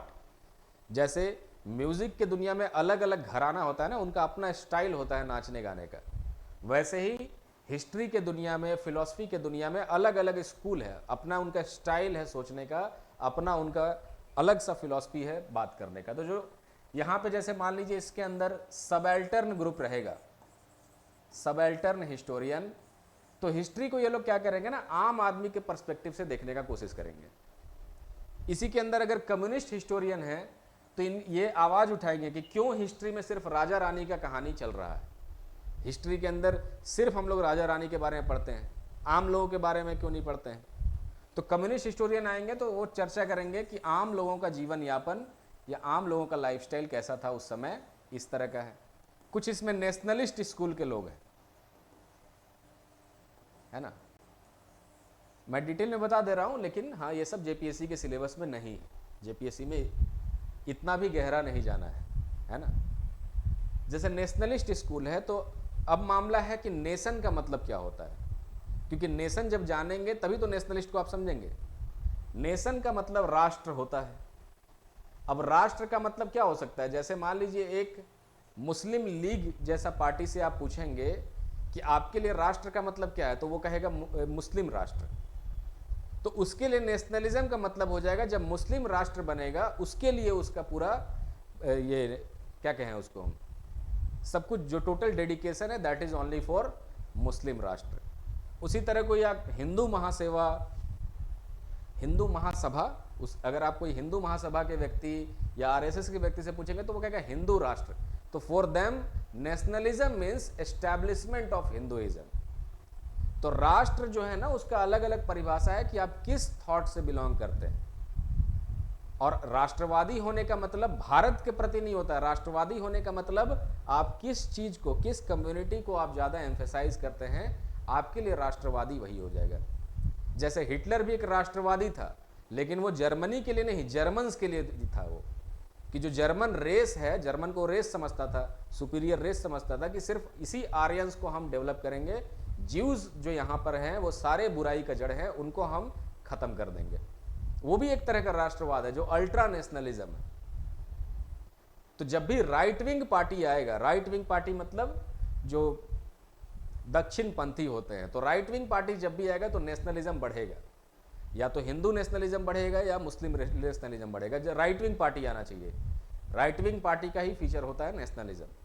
लेफ्ट विंग पार्टी आएगी जब भी, तो वह सब कुछ नहीं होगा, कम्युनिज्म के बारे में बात होगा, क्योंकि लेफ्ट कम्युनिज्म जो है लेफ्ट विंग में होता है। और कम्युनिज्म वो बात करता है कि जो कोई यहाँ अमीर गरीब नहीं होना चाहिए, कोई यहाँ बिजनेसमैन नहीं होना चाहिए, सब बराबर होने चाहिए। तो ये इस तरह से फिलॉसफीज अलग अलग होती है। तो जो नेशनलिस्ट हिस्टोरियन होगा उसमें भी वो किस चीज़ के प्रति झुका हुआ है, किस चीज़ को अपना वो राष्ट्र मानता है, उसके हिसाब से वो बात करेगा इतिहास का। तो आप इसमें से अलग अलग हिस्टोरियन को पढ़ेंगे ना, तो पहले आपको जानना पड़ेगा कि ये किस स्कूल का हिस्टोरियन है और वो क्या लिख रहा है, किसके लिए लिख रहा है, तब जाकर के आपको आइडिया लगेगा कि अच्छा है ये है। अब इसे मान लीजिए रामचंद्र गुहा है, तो वो नेशनलिस्ट स्कूल के हिस्टोरियन है, तो जब भी हिस्ट्री लिखेंगे तो इंडियंस को, क्योंकि इंडिया को अपना नेशन मानते हैं, तो इंडियंस के साइड से ही लिखेंगे वो। और अभी जैसे एक फिल्म आया छावा, तो ये जो छावा या फिर जो संभाजी राव का जो पूरा कहानी है, हम लोग भी पढ़ेंगे मराठा में, तो जो संभाजी राव हैं उनका बेसिकली क्या है कि उनका जो हिस्ट्री लिखा गया है वो जादूनाथ सरकार के बुक से लिखा गया है, तो उसके अंदर उन्होंने औरंगजेब के बारे में बहुत कुछ बोला। एक और बुक है जिसको हम लोग कहते हैं हिस्टोरिया दी मोगोर, वो निकोलो मानुची का बुक है, तो जो फॉरेन ऑथर आया था उसके बेसिस पे भी संभाजी राव का कहानी लिखा गया है कि संभाजी राव को जब कैद किया गया था तो उनको पूरा उनका कपड़ा फाड़ करके एक जोकर का यूनिफॉर्म पहनाया गया था, जो मतलब खेल दिखाता है, सर्कस दिखाता है, और बहुत बेइज्जती उनका किया गया था, पर पूरा नगर में घुमाते हुए उनका लाया गया था। टॉर्चर से पहले का कहानी है। टॉर्चर तो फिल्म में कुछ दिखाई नहीं पाया, जिस तरह का टॉर्चर उनको 40 दिन तक दिया गया था, क्योंकि टॉर्चर में पीस बाय पीस उनका मीट काट के, हाथ पैर शरीर का मीट काट के कुत्तों को खिलाया गया था, जिसको एक डायलॉग के फॉर्म में वो कवि कलश कहता है कि हमारा मीट कुत्तों को ही खिलाना। तो ये सब हिस्ट्री जो होती है ना, वो सब लिखा जाता है। और जितना आप नेशनलिस्ट हैं, अगर आप अल्ट्रा नेशनलिस्ट हैं, तो उससे फिर आप हिंदू मुस्लिम का झगड़ा लगाना शुरू करेंगे। तो ये लोग किताब में अपना उस तरह से नहीं लिखे हैं, लेकिन जब वो सिनेमा हॉल में लगेगा और उसके बाद जो पब्लिक का सेंटिमेंट आएगा, तो धीरे धीरे फिर हिंदू मुस्लिम में एक तरह से वो झगड़ा और झंझट शुरू करने का एक मामला बन जाएगा, जबकि वो सबसे कोई मतलब नहीं। औरंगजेब कब मर गया, कहाँ गया, पता नहीं। देश में 50 तरह का समस्या है, अभी उस समस्या को, औरंगजेब का कब्र हमारे लिए थोड़ी समस्या है, कई तरह का समस्या है अभी देश में। उसका कब्र हटे नहीं हटे, वो तो भाई अंदर दफन है ना, तो मर चुका है, उसको क्या मतलब है, या उससे कोई इंपैक्ट अब नहीं पड़ेगा। हाँ, लेकिन लेगेसी ऐसा है कि ये फिल्म आने के बाद देखिए कैसा आग लगा देश में, है ना, क्योंकि लोग उसको प्रॉपर तरीके से समझ नहीं रहे कि उसका शहादत नहीं देख रहे। एक आदमी शहीद हुआ किसी भी कारण से, या फिर अपना बात मानने के वजह, मतलब इसके, और औरंगजेब जो कर रहा था वो अपना कर ही रहा था। अब ये सब तो खत्म हो चुका है ना, अब दोबारा से कोई औरंगजेब आने वाला नहीं है। संभाजी जैसा लोग इस धरती पर दोबारा जन्म लेने वाले नहीं है, होंगे कहीं ना कहीं तो रहते ही होंगे, लेकिन उस तरह का लोग नहीं मिलेगा अब, ठीक है। और संभाजी उस समय, उसको वो कहते हैं उसी जादूनाथ सरकार के बुक में, और हिस्टोरिया दो मोगोर, जो उस जमाने का इतिहास लिखा हुआ है, स्टोरी ऑफ मुगल्स जिसको कहते हैं, उसमें भी लिखा हुआ है कि किस तरह संभाजी राजे आए तो उन्होंने औरंगजेब को डायरेक्ट बोल दिया कि तुम मेरे साइड मिलो। वो बुक में लिखा है उस समय के हिस्टोरियन ने, और वो भी यहाँ का हिस्टोरियन नहीं, वो माने इटालियन है वो, तो उसने लिखा है कि भाई संभाजी राव ने ऐसा बोला उसको, जाके औरंगजेब को जाके क्या बोला, पकड़ के लाया, तो दोनों के बीच में बात हुआ, तो उसको बोला कि तुम मेरे साइड मिल जाओ, इस्लाम कबूल करो और ठीक से रहो, हमारे नीचे शासन करो, कोई दिक्कत नहीं होगा तुमको। उसने बोला कि तुम हमारे साइड रहो और हमको अपना बेटी दे दो, तुम you give your daughter to me, one of the daughter, जिससे पता चले टोकन ऑफ फ्रेंडशिप हुआ है। तो सोचिए इतना गट्स रखने वाला आदमी कि उसको पता ही है कि मौत तय है यहाँ पे, लेकिन उनका जो बेइज्जती किया था लाने के टाइम पे, उसका बदला उन्होंने लिया वहां पे, कि सबके सामने उसके यहाँ खड़े होकर के उसको मुंह पे ऐसा बोल देना, वो सबके लिए बहुत कलेजा चाहिए होता है। तो खैर ये सब चीज़ें नेशनलिस्ट और अलग अलग स्कूल का इतिहासकार आपको दिखेगा। रोमिला थापर थोड़ा सा कम्युनिस्ट सबल्टन स्कूल की हैं, तो उनका हिस्ट्री में आपको ज़्यादा आम लोगों के बारे में भी बातचीत दिखेगा। इरफान हबीब भी इसी स्कूल के व्यक्ति हैं, तो उन्होंने तो और भी ज़्यादा एनवायरनमेंट कैसा था उस ज़माने में, हिस्ट्री ऑफ एनवायरनमेंट लिखा हुआ है ना। तो चलिए ये सब थोड़ा सा आपके सिलेबस में नहीं है, तो हम उतना डिस्कस नहीं कर रहे हैं, लेकिन जहाँ ज़रूरत पड़ेगा तो हम 5-10 मिनट आपको बोलेंगे, ताकि थोड़ा गहराई से आपको ज्ञान हो, और गहरा ज्ञान होगा तब जाके मज़ा है सिविल सर्विसेज में रहने का। चलिए ये तो हम लोग देख ही चुके हैं कि आर्यंस का रहन सहन कैसा था। अब ये जो थोड़ा सा यहाँ सिमिलैरिटी है उसको आप यहाँ पे देखिए, जैसे ओल्ड जर्मन है, लैटिन है, ग्रीक है, संस्कृत है, जापानीज है, तो इन सब के बीच में थोड़ा थोड़ा सिमिलैरिटी है। एकस, हेस, उनोस, मतलब 1 को कहते हैं, 2 को कहते हैं, 3 जो डिजिट्स बना हुआ है, और भी जो लेटर हैं उसके अंदर भी बहुत सारा सिमिलैरिटी है इन लैंग्वेजेस में, ठीक। तो अब तक हमने क्या देखा, अब तक हमने सिर्फ देखा ओरिजिन ऑफ आर्यन, कि उनके ऊपर क्या क्या थ्योरीज बनाया गया है आर्यन के ओरिजिन के ऊपर, प्लस आर्यन जो है एक लिंग्विस्टिक ग्रुप है, ना कि वो एक रेशियल ग्रुप है। और शुरू में हमने देखा कि आर्यंस जो यहाँ आए तो उनका थोड़ा रहन सहन नोमैडिक किस्म का था। आगे और भी बात करेंगे, डिफरेंस भी निकालेंगे उनका आर्यन और हड़प्पन लोगों में चीज़ें। यहाँ तक कोई डाउट है तो आप पूछ सकते हैं। चलिए, ये सब हमने डिस्कस किया आर्यंस के बारे में, थोड़ा सा बेसिक बातें, इंट्रोडक्शन जिसको हम लोग कहते हैं कि आर्यन क्या है नहीं है। जो अब दूसरा इंट्रोडक्शन का ही दूसरा पार्ट, ठीक, वो है इनका इनिशियल हैबिटेशन। पहले एक बार जिक्र हुआ भी है, लेकिन अब यहां थोड़ा मैप के माध्यम से इनका इनिशियल हैबिटेशन के बारे में जानते हैं। तो इनिशियल हैबिटेशन कहां लिखा गया है, तो हम लोग थोड़े से देर के बाद वैदिक लिटरेचर को समझने वाले हैं। तो वैदिक लिटरेचर को जब मैं बताऊंगा तो उसमें लेटर वैदिक लिटरेचर भी एक ही टाइम पे हम लोग समझेंगे। लेकिन उस लिटरेचर को कैसे बनाया गया, जैसे देखिए वेद जो है ना, वेद कैसा होता है, पहले थोड़ा सा मैं आपको वेद के बारे में बताता हूं। देखिए, जो ये वेद है, बेसिकली ये वर्ड बना हुआ है संस्कृत के विद शब्द से। विद का मतलब है टू नो, जानना। तो जो वेद होगा, वेद का मतलब है जो जानने का अंतिम आपका जो पहुंच है, मतलब जहां तक आप मैक्सिमम जान सकते हैं, मैक्सिमम नॉलेज जो गेन कर सकते हैं, वो है वेद। तो वेद जो है वाकई में सर्वोच्च नॉलेज है। इंसानियत में अभी तक इस तरह के नॉलेज वाले ग्रंथ को नहीं लिखा गया है। उपनिषद जो है, वेदों से निकला हुआ उपनिषद, वो अभी स्ट्रक्चर समझाते हैं आपको थोड़ा सा तो समझ में आएगा। उपनिषद को आज तक दुनिया का कोई भी ऐसा चीज नहीं है जो काट पाया लॉजिक से। उसके अंदर वो नहीं, तंत्र मंत्र वो सब नहीं लिखा है, उसके लिए अलग बुक बना हुआ है। लेकिन उसके अंदर जो लॉजिक दिया गया है, उसके अंदर बिग बैंग थ्योरी के बारे में बात किया गया है कि जो ऋग्वेद का श्लोक है, ऋग्वेद के नासदीय सूक्त में जो श्लोक लिखा हुआ है, सूक्त का मतलब होता है ना बहुत सारा श्लोक होगा, श्लोक का मतलब 2 लाइन का होता है।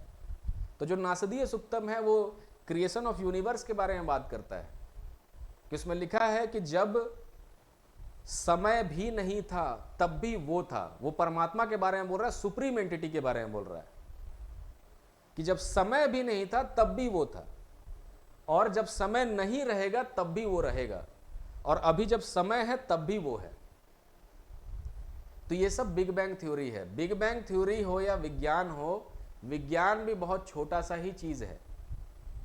चलिए, आज थोड़ा सा टॉपिक निकल गया, मैं थोड़ा सा गहराई में आपको ले जाना चाहता हूं, एकदम आसान लैंग्वेज में। गहराई का मतलब यह है कि विज्ञान का मतलब क्या है, साइंस का मतलब।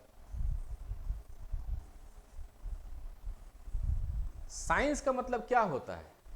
साइंस का मतलब सिंपली ये होता है कि साइंस काम करती है एम्पिरिकल एविडेंसेस पे। एम्पिरिकल एविडेंस का मतलब क्या होता है कि साइंस के लिए उन्हीं सब चीज़ों को रियलिटी माना जाता है। साइंस उन सब चीज़ों को ही रियलिटी मानता है जो हमारे शरीर में जो 5 ज्ञानेंद्रिय है, 5 सेंस ऑर्गन्स हैं, उससे हम लोग उस चीज़ को फील कर सकते हैं। जैसे मान लीजिए, आंखों से देखा जा सकता है, हाथ से टच किया जा सकता है, स्किन से, जीभ से टेस्ट लिया जा सकता है, कान से सुना जा सकता है। तो ये जो 5 ज्ञानेंद्रिय से जितना नॉलेज मिल सकता है उसको एम्पिरिकल नॉलेज कहते हैं। तो साइंस सिर्फ इतने ही नॉलेज पे चलता है, लेकिन नॉलेज जो है ना, इसके कई बियॉन्ड भी हो सकता है। तो साइंस तो 2 कौड़ी का चीज हो गया। अगर कोई कहेगा कि मान लीजिए आत्मा है या कोई सुपर नेचुरल एंटिटी है, तो बिल्कुल हो सकता है। साइंस के पास वैसा टूल नहीं है जो उसको एक्सप्लेन कर पाए। हम लोग के पास सिर्फ 5 ज्ञानेंद्रिय हो सकता है। दुनिया में 1 बिलियन स्पीसीज हैं, कोई वैसा स्पीसीज हो जिसके पास मेटाफिजिक्स, मतलब वो एक और ज्ञानेंद्रिय उसके पास एक्स्ट्रा है जिससे वो ये सब देख सकता है। वो आत्मा को देख सकता है कि आत्मा का फ्लो कैसे बना हुआ है।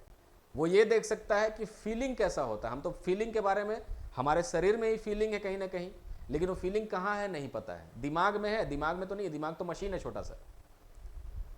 फीलिंग हो, हमारा मन कुछ करता है, ये सब कहाँ एग्जिस्ट करता है बॉडी में किसी को नहीं पता है। लेकिन हो सकता है एक छोटा सा कीड़ा ऐसा हो जिसको पता हो कि फीलिंग देखो उड़ के जा रहा है, या मन जो है देखो ऐसे चल के गया। तो ये सब चीजें साइंस के स्कोप के बियॉन्ड है।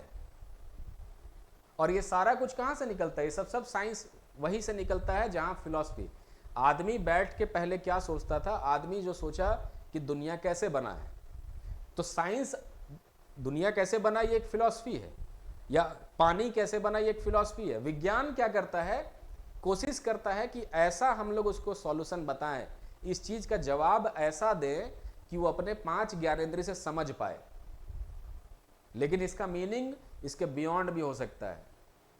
और सिंपल सा बात, अगर आपको कोई कह दे कि भगवान नहीं है, ठीक है, तो उसका बात तो मान है, क्योंकि भगवान के बिना अस्तित्व संभव ही नहीं है। जो चीज, जो एंटिटी किसी चीज का निर्माण करती है, वो उसके अंदर नहीं रह सकती है। भगवान ने जब ये ब्रह्मांड बनाया, दुनिया बनाया, भगवान, अल्लाह, ईश्वर, गॉड, जिसको भी कह लीजिए, क्रिश्चियनिटी में गॉड कहते हैं, इस्लाम में उसको अल्लाह कहते हैं। जो अल्लाह, भगवान, गॉड है, उन्होंने जो दुनिया बनाया, तो वो दुनिया में थोड़ी दिखाई देंगे अब आपको। जैसे इंसान कंप्यूटर बनाया, तो कंप्यूटर में इंसान घुस के थोड़ी उसको चलाता है, वो दिखाई देगा आपको। तो जो ईश्वर ये सब सृष्टि बनाएगा ना, उसके लिए तो वो एक क्रिएशन है, वो इसके अंदर घुस के नहीं रह सकता है। तो स्पेस टाइम वो भगवान को डिफाइन कर ही नहीं सकता है। स्पेस टाइम मैटर में भगवान एग्जिस्ट कर ही नहीं सकता है। ठीक उसी तरह जैसे कंप्यूटर के अंदर में इंसान जो है ना, बिट्स एंड बाइट्स में एग्जिस्ट नहीं कर सकता है। तो कितना सिंपल है भगवान का डेफिनेशन और भगवान का प्रूफ कि कंप्यूटर है जो इंसान ने बनाया। अब वो इंसान कहां है आपको थोड़ी पता, वो कंप्यूटर खाली दिख रहा है आपको। उसी तरह जो सृष्टि है उसको बनाने वाला कहां है, हम लोग कंप्यूटर के अंदर रहने वाले चीज, तो हम लोग को कहां से पता चलेगा। तो दुनिया में बहुत सारी चीजें हैं सीखने के लिए, जानने के लिए, और इसके लिए कोई टफ ये नहीं है। और उपनिषद में यही सारा कुछ लिखा हुआ है। तो आज तक दुनिया का कोई ऐसा लॉजिक नहीं है जो उपनिषद के ज्ञान को काट दे कहीं पे, है ना। उसके अंदर कोई भक्ति और वो सब चीजों के बारे में नहीं है, भक्ति मार्ग वो सब अलग है। उसके अंदर यही सब तर्क है, यही सब लॉजिक दिया हुआ है। चलिए खैर, एनीवे वो हो गया बात का बात। और आप भी सुनेंगे तो हैरान हो जाएंगे कि ये सब तो आप कभी सुने नहीं है इस तरह का। और हम भी ये सब सुन के, सीख के, पढ़ के धीरे धीरे आप तक पहुंचा रहे हैं। बस हम तो माध्यम है। ज्ञान के बहुत बड़ा होगा कहीं से, कोई मेरे दिमाग में जितना आता जाता है हम आप तक पहुंचा रहे हैं, बस ट्रांसफर कर रहे हैं। मेरा तो और कोई काम नहीं, प्रेजेंटेशन देना मेरा काम है। चलिए, अब जो ये वेद है, वेद के बारे में थोड़ा सा स्ट्रक्चर जानते हैं ताकि हमारा दूसरा कंसेप्ट सब क्लियर हो पाए। वेद कैसे लिखा गया है कि अगर वेद को हम एक बुक माने, ऐसे करके, ये जैसे बुक होगा,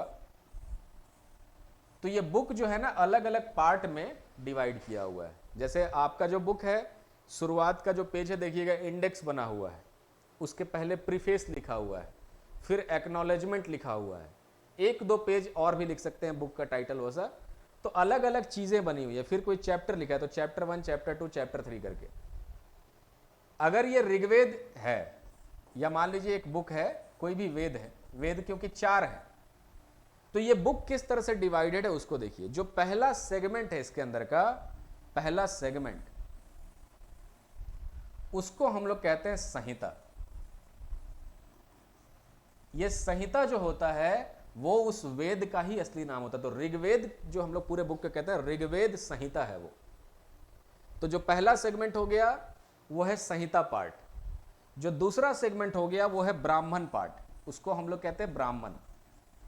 ये जाति वाला ब्राह्मण नहीं है। और ऋग्वेद का जो तीसरा पार्ट है उसको हम लोग कहते हैं अरण्यक। और इसमें चौथा पार्ट भी मान लीजिए थोड़ा सा, चौथा पार्ट जो है वो है उपनिषद, जो आखिरी पार्ट है उपनिषद। तो क्योंकि वो आखिरी पार्ट है जहां जाकर के वेद का अंत होता है, तो उपनिषद को वेदांत भी कहते हैं, वेदांत, क्योंकि वेदों का अंत हो रहा है वहां पे। अब ये चारों पार्ट में क्या लिखा गया है, क्योंकि सबसे मेन चीज है इसका संहिता वाला पार्ट। संहिता सबसे पहले लिखा गया। जब ये संहिता लिख दिया गया तो सेकंड पार्ट जो ब्राह्मण है उसके अंदर जो डिस्कशंस होता था, इंटरप्रिटेशन होता था कि एक्चुअली में ये संहिता पार्ट में क्या लिखा गया है। तो 2 ब्राह्मण या 2 ऋषि बैठे, 2 ऋषि मुनि, वो बैठ के डिस्कशन करते थे, ग्रुप बैठा, वो लोग डिस्कशन करते थे कि आखिरकार ये क्या लिखा हुआ है, इसका मीनिंग कुछ ऐसा होना चाहिए, ये जो कर्मकांड लिखा है इसको इस तरह से परफॉर्म करें। उसका जो डिस्कशंस है वो इसके अंदर डाला हुआ है। तीसरा अरण्यक। अरण्यक का मतलब होता है, अरण्य मतलब होता है फॉरेस्ट, और अरण्यक मतलब वो फॉरेस्ट बुक।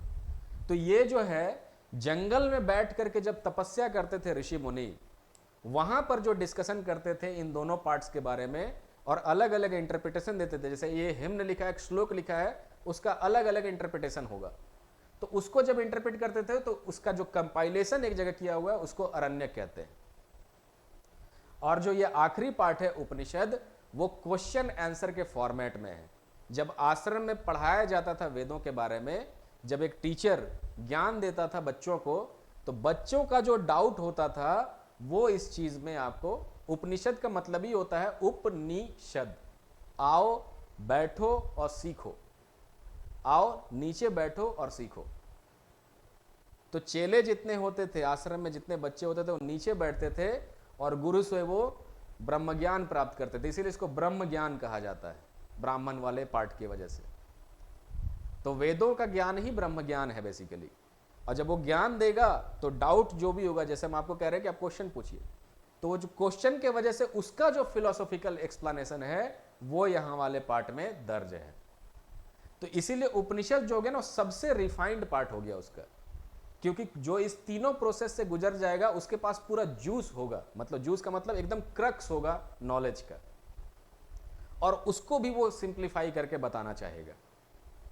तो इसलिए उपनिषद जो है अब तक का इंसानियत का बना हुआ सबसे ऊंचाई पे बैठा हुआ ग्रंथ है। ठीक है, तो वेद का ये बेसिक सा स्ट्रक्चर है। अब होता है जो आप बुक देखें, मान लीजिए कोई मोटा सा बुक है, तो मोटा सा बुक अलग अलग वॉल्यूम्स में डिवाइड होता है। तो उसी तरह वेद जो है वो 10 मंडल में डिवाइड है, 10 वॉल्यूम में। ऋग्वेद की हम लोग बात कर रहे हैं, 10 मंडलों में वो डिवाइड है। जो उसका शुरुआत का मंडल से 1 2 3 4 5 ऐसे करके जो मंडल बना हुआ है, ऐसे ऐसे, तो इसका जो दूसरा मंडल और 10वां मंडल है वो सबसे बाद में लिखा गया है, क्योंकि उसके अंदर भाषा और वो सब को देख के आइडिया लगता है कि कौन चीज पहले लिखा गया होगा, कौन चीज बाद में लिखा गया होगा। यहां पे जो बातें लिखा गया वो ऋग्वैदिक संस्कृत है। ऋग्वैदिक संस्कृत एक्सटिंक्ट हो चुका है, उसको पढ़ने वाले बहुत शायद ही कोई बचा होगा धरती पे, क्योंकि ऋग्वैदिक संस्कृत को हम लोग नहीं पढ़ सकते हैं। लेकिन जो पाणिनि का बनाया हुआ अष्टाध्यायी का ग्रामर वाला जो संस्कृत है वो अभी हम लोग पढ़ते हैं। तो अगर मान लीजिए ऋग्वेद के अंदर 2-4 श्लोक अष्टाध्यायी के ग्रामर से लिखा गया है, अष्टाध्यायी तो ग्रामर हो गया, मतलब पाणिनि के ग्रामर से लिखा गया है, इसका मतलब ऑब्वियस है कि वो बाद में जोड़ा गया है। और जो ऋग्वैदिक संस्कृत होगा, बाद के लोगों को तो लिखना ही नहीं आता, तो कैसे लिखेंगे ऋग्वैदिक संस्कृत में? तो इससे हम लोग आइडिया लगाते हैं कौन श्लोक पहले लिखा गया है, कौन श्लोक बाद में लिखा गया है। तो बाद में भी बहुत कुछ एडिशन, तो दूसरा मंडल और 10वां मंडल जो है बाद में जोड़ा गया है इसके अंदर। और यही हमको बताना था कि अलग अलग मंडल में डिवाइड है, हर मंडल में अपना कुछ इंफॉर्मेशन है। जो इसका ब्राह्मण पार्ट है उसको हम लोग ऐतरेय ब्राह्मण कहते हैं। अरण्यक को भी ऐतरेय नाम से ही जाना जाता है, उपनिषद भी ऐतरेय ही है इसका। ठीक है, वो हम आपको अलग से बता देंगे कि किस वेद का ब्राह्मण पार्ट में क्या नाम है, अरण्यक को क्या कहते हैं, और उपनिषद कौन कौन सा एसोसिएटेड है उस वाले वेद से। वो हमारा अलग मसला है, अभी नहीं आएगा वो।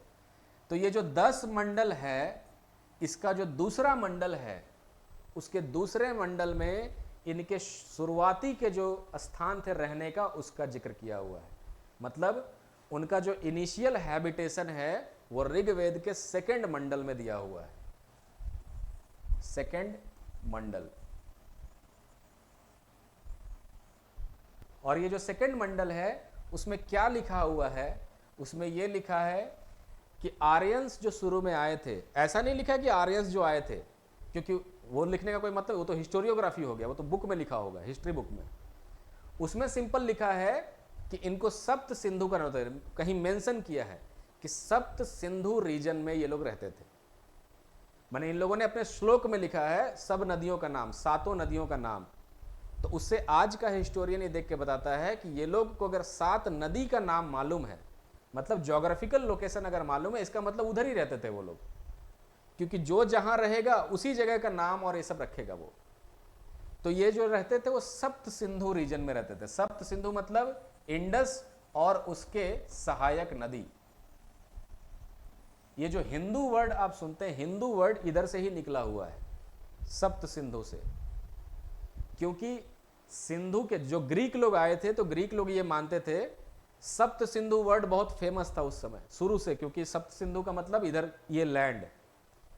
तो जो सिंधु नदी है उसको ग्रीक लोग प्रोनाउंस नहीं कर पाते थे स से, तो इसलिए कहते थे जो हिंदू नदी के उस पार रहता है वो सब लोग हिंदू है। उनको कोई नाम नहीं दिया गया, ये कौन जाति का है कौन धर्म का है, उससे नहीं मतलब है। इस नदी के पार कौन लोग रहते हैं, इस नदी के पार हिंदू लोग रहते हैं, वो नदियों के नाम से ही रखा हुआ है। इसीलिए हिंदुइज्म के अंदर में कोई एक खास रिलीजन नहीं आएगा।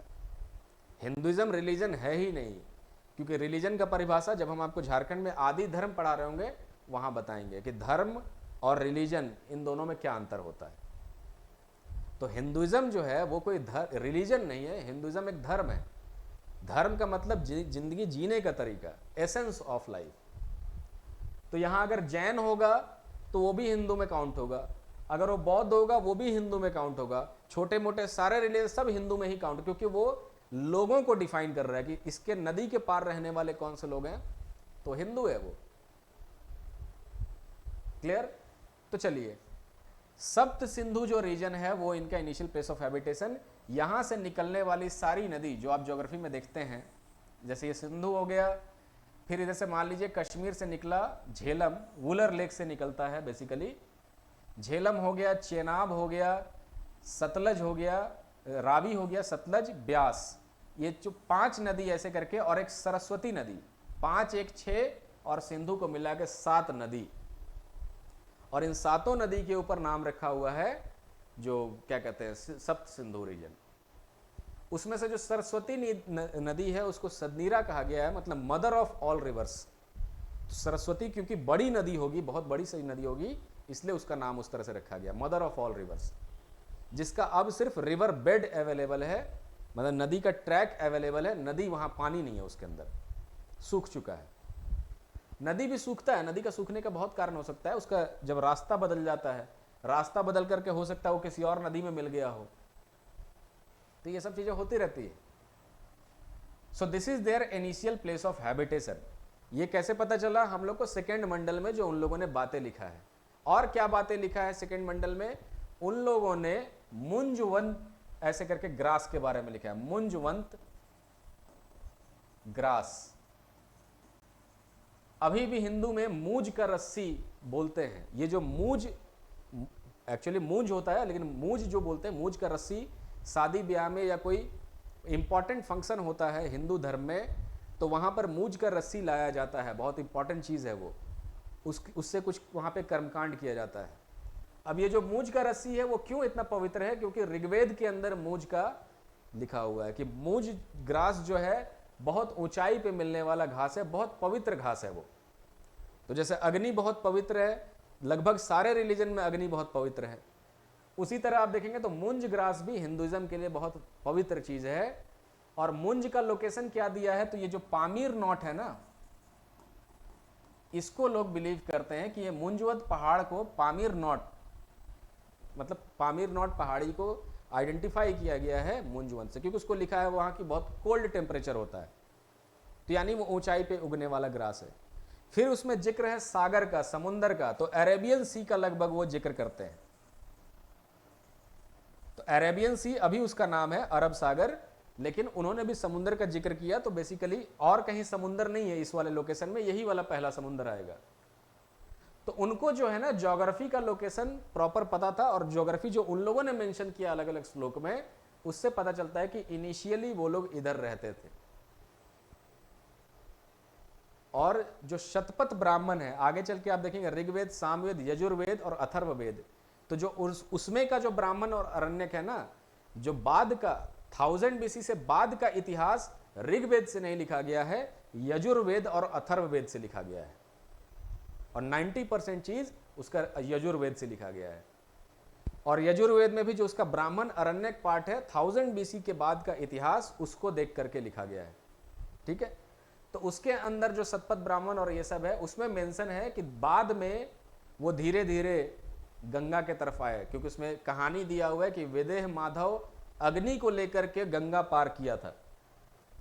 गंगा के उस पार का इलाका आर्यनाइज नहीं है, उसको लैंड ऑफ नॉन आर्यंस कहते हैं,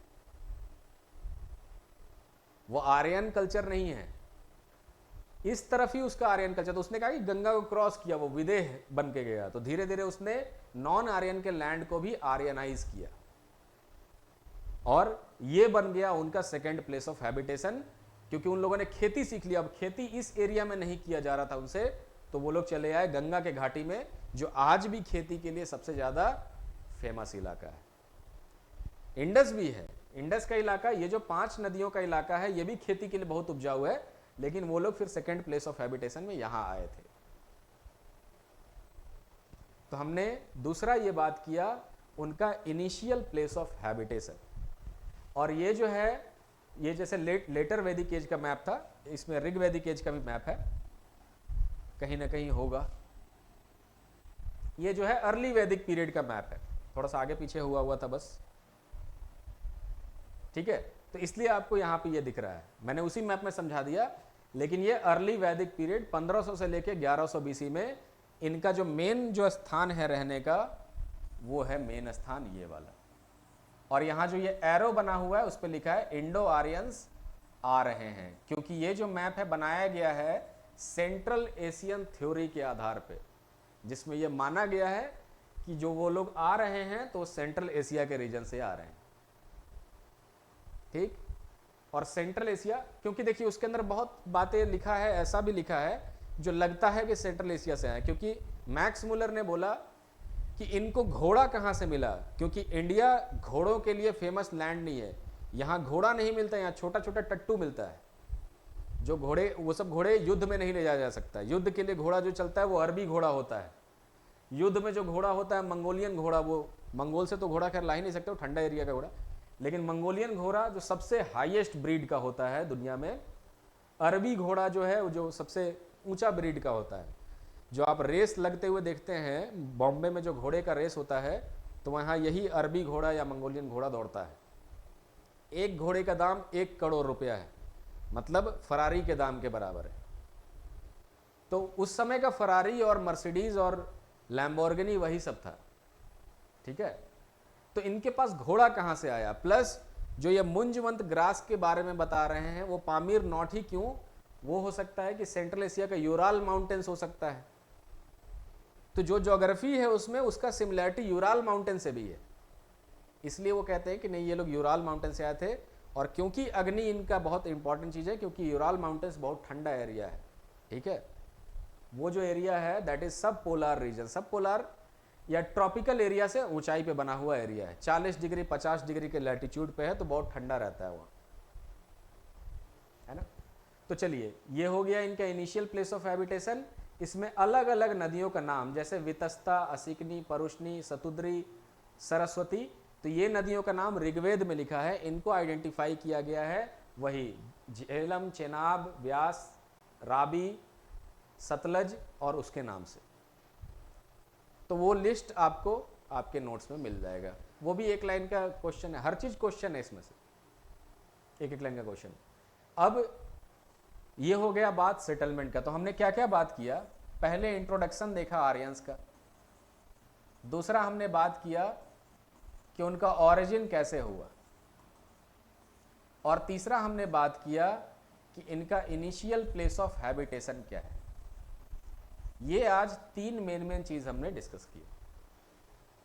तो अब जो अगला चीज हम लोग डिस्कस करेंगे वो है इनके लिटरेचर के बारे में। वैसे तो हम ओरिजिन में देख चुके हैं कि लिंग्विस्टिक ग्रुप है, आर्यन जो है एक लिंग्विस्टिक ग्रुप है, रेशियल ग्रुप नहीं। अब जो चीजें डिस्कस करना है कि आखिरकार ये वैदिक लिटरेचर क्या है। तो आपको मैंने 80% चीज बता दिया वेद का स्ट्रक्चर कैसा होता है, क्योंकि जो बाद में जो चीज लिखा जाएगा वो सब, ऋग्वेद खुद भी लेटर वैदिक एज में लिखा गया, क्योंकि स्क्रिप्ट का डेवलपमेंट लेटर वैदिक एजेस में ही शुरू हुआ था। 1500 बीसी में स्क्रिप्ट नहीं था उनके पास। तो अब हम लोग आते हैं, जब लिटरेचर समझेंगे तो उसी में समझेंगे कि आखिरकार बिना स्क्रिप्ट के ऋग्वेद बना कैसे, है ना। चलिए एक बार और देख लेते हैं कि कोई और भी स्लाइड अगर आपको मिल जाए इसमें काम का जुड़ा हुआ। तो चलिए उस पे आते हैं। उससे पहले मैंने थोड़ा सा आपको प्रॉमिस किया था कि सिनोली के बारे में हल्का सा बताऊंगा मैं। ये क्यों इंपॉर्टेंट है, क्योंकि इस पे रिसर्च अभी चल रहा है तत्काल, करंटली। अभी तो खैर एक्सकवेशन वगैरह बंद किया हुआ है वहां पे। क्या हुआ ना कि कुछ सालों पहले एक बार यूपी का एक गांव था, तो उस गांव में खेत था, और खेत में हो सकता है खेती वेती नहीं होता होगा, तो कभी खेती हुआ, खेती स्टार्ट किया गया तो गांव में खेत का प्लोइंग किया गया। प्लोइंग मतलब हल चलाया गया या ट्रैक्टर से उसको ये किया गया बहुत दिन के बाद, या पहली बार शायद। तो जब वो हल चलाया गया तो ऐसे ही कोई रात में कोई आदमी उधर बाथरूम वगैरह जा रहा था, तो उसको दूर में ना वो नया नया खेत तैयार हुआ था। तो लोग बाथरूम में नया नया खेत में ही जाते हैं उधर। उसमें दूर चमकता हुआ चीज दिखा, ऑब्जेक्ट। तो जब नजदीक जाके देखा तो गोल्ड का चेन पड़ा हुआ था। तो बोला रात में कोई फेंक के चला गया। तो गोल्ड का चेन उठाया। अब उसको और उत्सुकता है कि इधर उधर किसी का गिरा तो नहीं है यहाँ पे। जब इधर उधर देखा दूर में और दो चार चमकता हुआ चीज दिखा, रात में चांदनी रात था। तो गया दो चार चेन और उठाया। फिर बोला यार यहाँ चेन इतना कैसे आ गया खेत के अंदर। तो थोड़ा सा खुदाई करके देखा, खुदाई किया तो और ज्यादा उसको गोल्ड और सिल्वर का मटेरियल मिल रहा है। घर गया, रात में ही कुदाल उदाल लेकर के आया और पोटली भर के गोल्ड वोल्ड उठाए और भागने लगे। लेकिन जब ये सब हलचल हो रहा था गांव में और भी लोगों को पता लग गया। रातों रात गांव के सारे लोग आए और उस खेत का खुदाई करना चालू कर दिया। सवेरे तक पुलिस में, क्योंकि रात में जो गांव में खुदाई करके निकाला ना, वो रात में गांव छोड़ के हमेशा के लिए चला गया। लेकिन सवेरे तक पुलिस पहुंच गया वहां, और पुलिस ने जैसे ही कब्जा में लिया, आर्कियोलॉजिकल सर्वे ऑफ इंडिया को बुलाया गया। उन लोगों ने सिनौली का पूरा एरिया अपने कब्जे में लिया। और जब एक्सकेवेशन करना शुरू किया तो पता चला कि यहाँ पर एक सिविलाइजेशन था, और इस सिविलाइजेशन में यही उसका कब्र खोदा हुआ है एक। क्योंकि वहां जो कब्र बना हुआ है उस सिविलाइजेशन का, वो फ्लैट चौड़ा चौड़ा ऐसे करके बड़ा बड़ा कब्र बना हुआ है। और कब्र के अंदर चैरियट वगैरह को दफन किया हुआ है। चैरियट, चैरियट मतलब रथ। तो चैरियट देख करके, और एक कब्र में दो दो चैरियट दफन किया हुआ है। उसी कब्र के अंदर सोर्ड भी दफन है, तलवार भी दफन है। वो तलवार का फोटो मैं आगे दिखाऊंगा कैसा होता है तलवार सिनौली का। तो इससे ये पता चला कि तलवार दफन होने का मतलब ही है कि ये सिविलाइजेशन जो थी एक योद्धा सिविलाइजेशन है, तभी उसके जो मरने वाले हैं उसके साथ एक तलवार भी दफन हो रहा है। और इसमें कई ऐसा माने प्रमाण मिला जिससे पता चलता है कि ये लोग योद्धा थे बहुत जबरदस्त अपने समय के। और टाइम पीरियड निकाला गया तो सिंधु घाटी सभ्यता का टाइम पीरियड निकल रहा है। इंडस वैली सिविलाइजेशन में युद्ध का कोई प्रमाण नहीं है। तो आखिरकार ये सिविलाइजेशन कौन है? और इनके जो भी कब्र निकाले गए वहां कॉपर का बहुत बड़ा भंडार मिला। गोल्ड वोल्ड सब मिला, लेकिन कॉपर का बहुत बड़ा भंडार, उससे इसको नाम दिया गया कॉपर होर्ड कल्चर, है ना।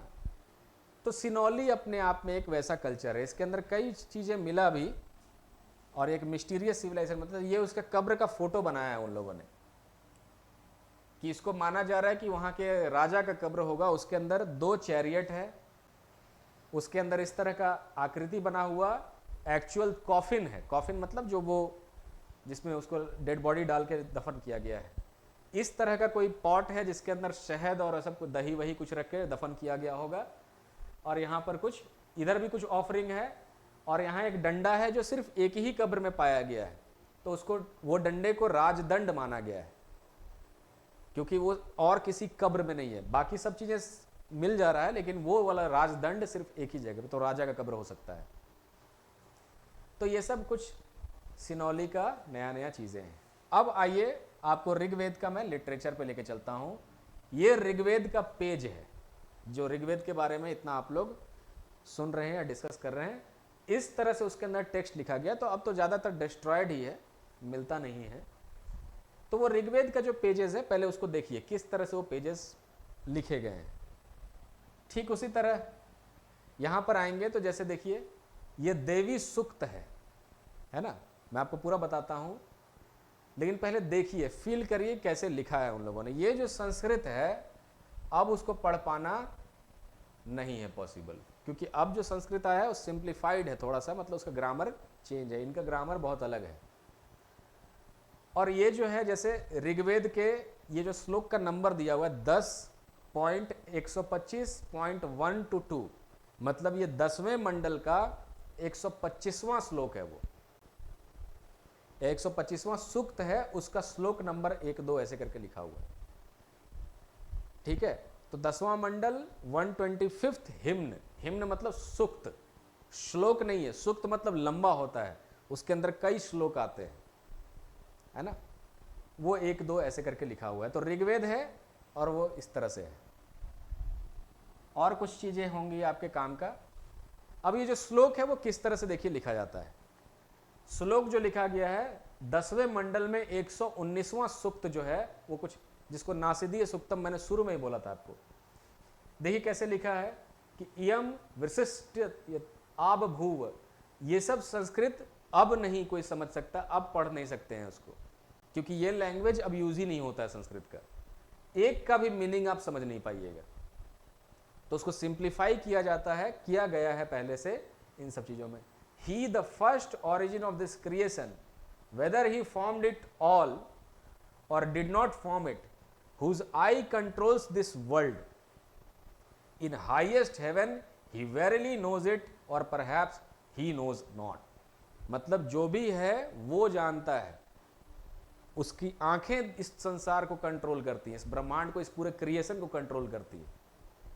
और उस तरह से वो बातें लिखा है। इसके अंदर और भी बहुत सारा कुछ, पूरा बिग बैंग थ्योरी के बारे में लिख दिया है। बिग बैंग का मतलब ये नहीं कि महाविस्फोट हो गया चाहे वो हो गया, लेकिन वो बिग बैंग के पास जानकारी नहीं है। बिग बैंग के पास ये नहीं पता है कि जो विस्फोट हुआ है तो क्यों हुआ है। प्रूफ है एक्सपेंडिंग यूनिवर्स, प्रूफ है उसका जो रेड शिफ्ट है, ब्लू शिफ्ट है, वो सब प्रूफ है एक्सपेंडिंग यूनिवर्स का। कॉस्मिक माइक्रोवेव बैकग्राउंड रेडिएशन को देखा जा चुका है, जो ब्रह्मांड का सबसे पुराना लाइट है, वो सब देख चुके हैं। लेकिन वो सब क्यों हुआ, ऐसा कौन सा फोर्स था जो उस पॉइंट को एक्सपैंड कर दिया ब्लास्ट करके, वो सब नहीं पता है। या उसके पहले क्या था वो भी नहीं पता है, थ्योरी बनाया गया उसके पीछे। लेकिन ये लोग भी उस तरह का ही बात करते हैं। और भी क्या है वेद के अंदर, तो और भी जैसे पहला हिम्न जो सामवेद का है। सामवेद का मतलब होता है, क्योंकि ऋग्वेद जो चीज है ना, उसको श्लोक के फॉर्म में उतना याद रखना पॉसिबल नहीं है। 1028 हिम्न है उसके अंदर, एक हिम्न के अंदर कई श्लोक है, लाखों श्लोक हो गया अब उसके अंदर, तो उसको याद रखना पॉसिबल नहीं। तो म्यूजिक के फॉर्म में लोग उसको याद रखते हैं। तो सामवेद जो है उसके अंदर का जो टोटल 1875 हिम्न है वो वहीं से आया हुआ है। मतलब ऋग्वेद को गाने के फॉर्म में, म्यूजिक के फॉर्म में रखा गया है। आज जो आपका क्लासिकल म्यूजिक है वो नाट्य शास्त्र सामवेद से आया हुआ है। तो एक्चुअल इंडिया का जितना भी म्यूजिक और डांस है वो सब निकला हुआ है सामवेद से ही। तो सामवेद में मैंने आपको उस समय बोला अग्न आ याही वितये कृणानो हव्य दाते, मतलब ओ अग्नि कम टू द फीस्ट। ये है श्लोक नंबर 1.1। ऋग्वेद का भी श्लोक आपको 1.1 यही मिलेगा कि जो पहला श्लोक है हमेशा अग्नि को डेडिकेटेड होता है, कि अग्नि आएगी और हम जो भी करने जा रहे हैं कार्य, उसमें आकर के आप थोड़ा सा उसको सफल बनाने का प्रयास, उसको शुद्ध कर दीजिए उसको। तो जो आर्यंस उस जमाने के हैं, उनको कहीं भी जाना है तो वो अग्नि को ही थोड़ा सा पूजा करके अपना कैंपेन पे निकलेंगे, जंग पे निकलेंगे, युद्ध करने जाएंगे, चोरी करने जाएंगे दूसरे के यहाँ। हर चीज के लिए अग्नि का सबसे बड़ा रोल है। जब भी राजा बैठेगा सभा में तो वहां वो लोग आग जला करके ही सभा का स्टार्टिंग करते थे सुबह में। इसीलिए आज भी हमारे यहाँ जो कल्चर है, आप जाइएगा किसी भी यूनिवर्सिटी में, किसी भी सम्मेलन में, सबसे पहले कैंडल ही जलाते हैं। और कैंडल जला करके अग्नि को सबसे पहले हम लोग डेडिकेशन के, हमारा जो भी होने वाला यहाँ कार्यक्रम उसको सफल बनाइए आप यहाँ रह के। तो आग का बहुत बड़ा रोल है आज तक हमारे यहाँ। आप देख लीजिए कि हिंदुइज्म में आग के बिना कोई काम करना संभव नहीं है, उसमें अग्नि का सबसे पहला प्रेजेंस होना बहुत अनिवार्य है। और इसीलिए पंडित जी जो पूजा कराने के लिए आते हैं तो सबसे पहले जो हवन वगैरह कराएंगे उसके लिए बहुत डेकोरेट करके सुंदर तरीके से वहां पे सजाते हैं। उसके अंदर ही अग्नि को रखा जा सकता है, ये नहीं कि जैसे तैसे आपने उसको रख दिया है वहां पे। तो अग्नि का बहुत बड़ा रोल, क्योंकि ऋग्वेद का वो पहला श्लोक, सामवेद का वो पहला श्लोक है। और भी क्या क्या है आपके सीखने के लिए। अब चलिए वो तो लिटरेचर का मामला है, मैं वेदांग वाला पार्ट में बाद में आता हूं। पहले हम लोग कुछ समझते हैं जो पीछे से। कोई डाउट है तो पूछते चलिएगा।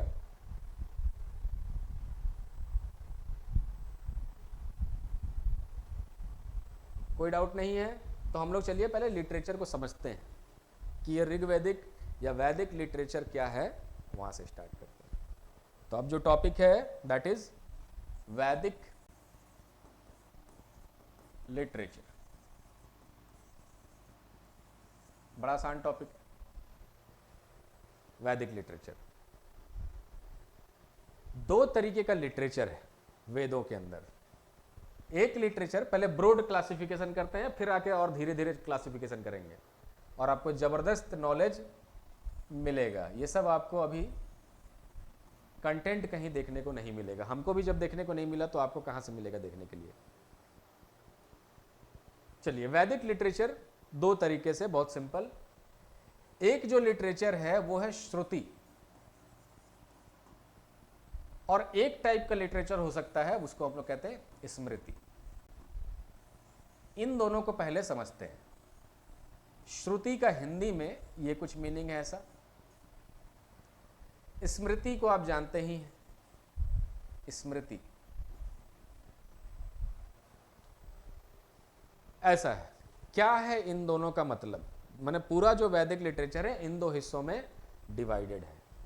इसमें सिर्फ एक ही हिस्सा आता है जो कि है ऋग्वेद का। ऋग्वेद एक श्रुति है। जैसे देखिए, आप जब किसी, अब क्योंकि झारखंड ट्राइबल स्टेट है, आप पता नहीं कितना जानते हैं यहाँ के ट्राइब को। कुछ वैसा ट्राइब भी झारखंड में रहता है, मतलब जैसे जिसको पीवीटीजी कहते हैं, पार्टिकुलरली वल्नरेबल ट्राइबल ग्रुप्स, जो कि अभी भी मेन स्ट्रीम से बहुत दूर है उनका पहुंच। उन तक पहुंचने के लिए आपको ना रोड है ना कुछ है, पहाड़ पे दूर कहीं रह रहे हैं, ना तो उनका आधार कार्ड बनाए, कोई मैंने अनजान वो भी रह रहे हैं। जब उनका भाषा आप सुनेंगे तो पता चलेगा वो लैंग्वेज बोल रहे हैं, लेकिन उस लैंग्वेज को लिखने के लिए कोई स्क्रिप्ट नहीं बना हुआ है। जैसे एग्जाम्पल के लिए मैं गया था आसाम जब, तो आसाम में एक कार्बी ट्राइब है, कार्बी एंगलोंग पहाड़ी क्षेत्र में रहते हैं। मतलब जो पहाड़ होता है उसके नाम पे ही ट्राइब का नाम रहता है, या जो ट्राइब होता है उसके नाम पे पहाड़ का नाम, दोनों में से जो भी हो सकता है। तो जो कार्बी ट्राइब है ना, उनका लैंग्वेज प्रॉपर बना हुआ है, मतलब भाषा वो पूरा बोलते हैं, और आज से नहीं बोल रहे हैं, हजारों सालों से बोलते चले आ रहे हैं, लेकिन स्क्रिप्ट अभी तक नहीं है उनके पास। मतलब भाषा जो बोला जा रहा है वो लिख नहीं सकते हैं। तो वैसा जो भी लैंग्वेजेस है जिनके लिए स्क्रिप्ट नहीं होता है लेकिन भाषा पूरा बन चुका होता है, उसको एक जनरेशन से दूसरे जनरेशन में ले जाने के लिए श्रुति के थ्रू जाया जाता है। मतलब सुन करके, सीख करके, सुन सुन के पास किया जाता है। तो अब मान लीजिए वैसा कार्बी ट्राइब हो या झारखंड का कोई पार्टिकुलरली वल्नरेबल ट्राइब ग्रुप हो, उनके पास जो भाषा होगी उसमें कोई फोक सॉन्ग नहीं होगा क्या? बहुत सारा फोक गीत होगा। उनका अपना जो कुछ समारोह होता होगा, फंक्शन होता होगा, उसके अंदर बहुत सारे फोक गीत वो लोग गाते होंगे। तो इतना सारा गीत जो वो लोग गाते हैं, सब कुछ गाते हैं, वो बिना स्क्रिप्ट के यहां तक कैसे पहुंचा 2024 में? तो वो पहुंचा है श्रुति के माध्यम से। एक जनरेशन ने सुना और अगले जनरेशन को पास किया, क्योंकि उसके पास स्क्रिप्ट नहीं। तो वैसा जो भी लिटरेचर जिनके पास स्क्रिप्ट नहीं होता है, विदाउट स्क्रिप्ट, हर्ड, मतलब श्रुति का मीनिंग क्या हो गया? सुनना, heard and then pass on to next generation. Script नहीं है, सुना गया और पास किया गया अगले जनरेशन को, वो है श्रुति लिटरेचर, जिसका एग्जाम्पल है ऋग्वेद। अब चलो, एक समय ऐसा होता है कि मान लो झारखंड का जो पीवीटीजी का जिसका एग्जाम्पल दिया, या मैंने कार्बी एंगलोंग वाले जगह का एग्जाम्पल दिया, फ्यूचर में चल के कभी कोई स्कॉलर ऐसा आता है जो उनका स्क्रिप्ट डेवलप करता है, या ग्रुप ऑफ स्कॉलर्स मिलकर स्क्रिप्ट बनाते हैं। तो सबसे पहले क्या करेंगे, वो जो उनका नायाब और प्राचीन फोक सॉन्ग्स था उसको ही सबसे पहले लिखेंगे वो लोग। तो जब यहाँ संस्कृत बना, वैदिक संस्कृत अराउंड 1000 BC, जब स्क्रिप्ट डेवलप किया गया, तो सबसे पहले इतने दिन से जो श्लोक सुनते आ रहे थे उसको लिखा गया, और जब उसको लिखा गया तो वो कंपाइलेशन कहलाया ऋग्वेद। तो इसीलिए ऋग्वेद जो है वो लगभग 1200 BC के बाद से लिखना शुरू किया गया, और 400-500 साल लग गया लिखने में। मैंने एक जनरेशन लिख ही नहीं पाया उसको, क्योंकि इतना वॉल्यूम था कि धीरे धीरे वो स्मृति बनने के बाद वो धीरे धीरे लिखा भी रहा है, तब भी वो ओरली ही पास हो रहा है। और जिसको मैक्स मुलर ने बोला था कि इसको 100-200 साल में लिखा गया है, जबकि जो वॉल्यूम है इस लिटरेचर का, उसको लिखने के लिए कई हजार माने कई 100 जनरेशन चाहिए लिखने के लिए। सैकड़ों सालों तक चलता रहेगा वो लिखाई का कार्यक्रम, खत्म नहीं होगा।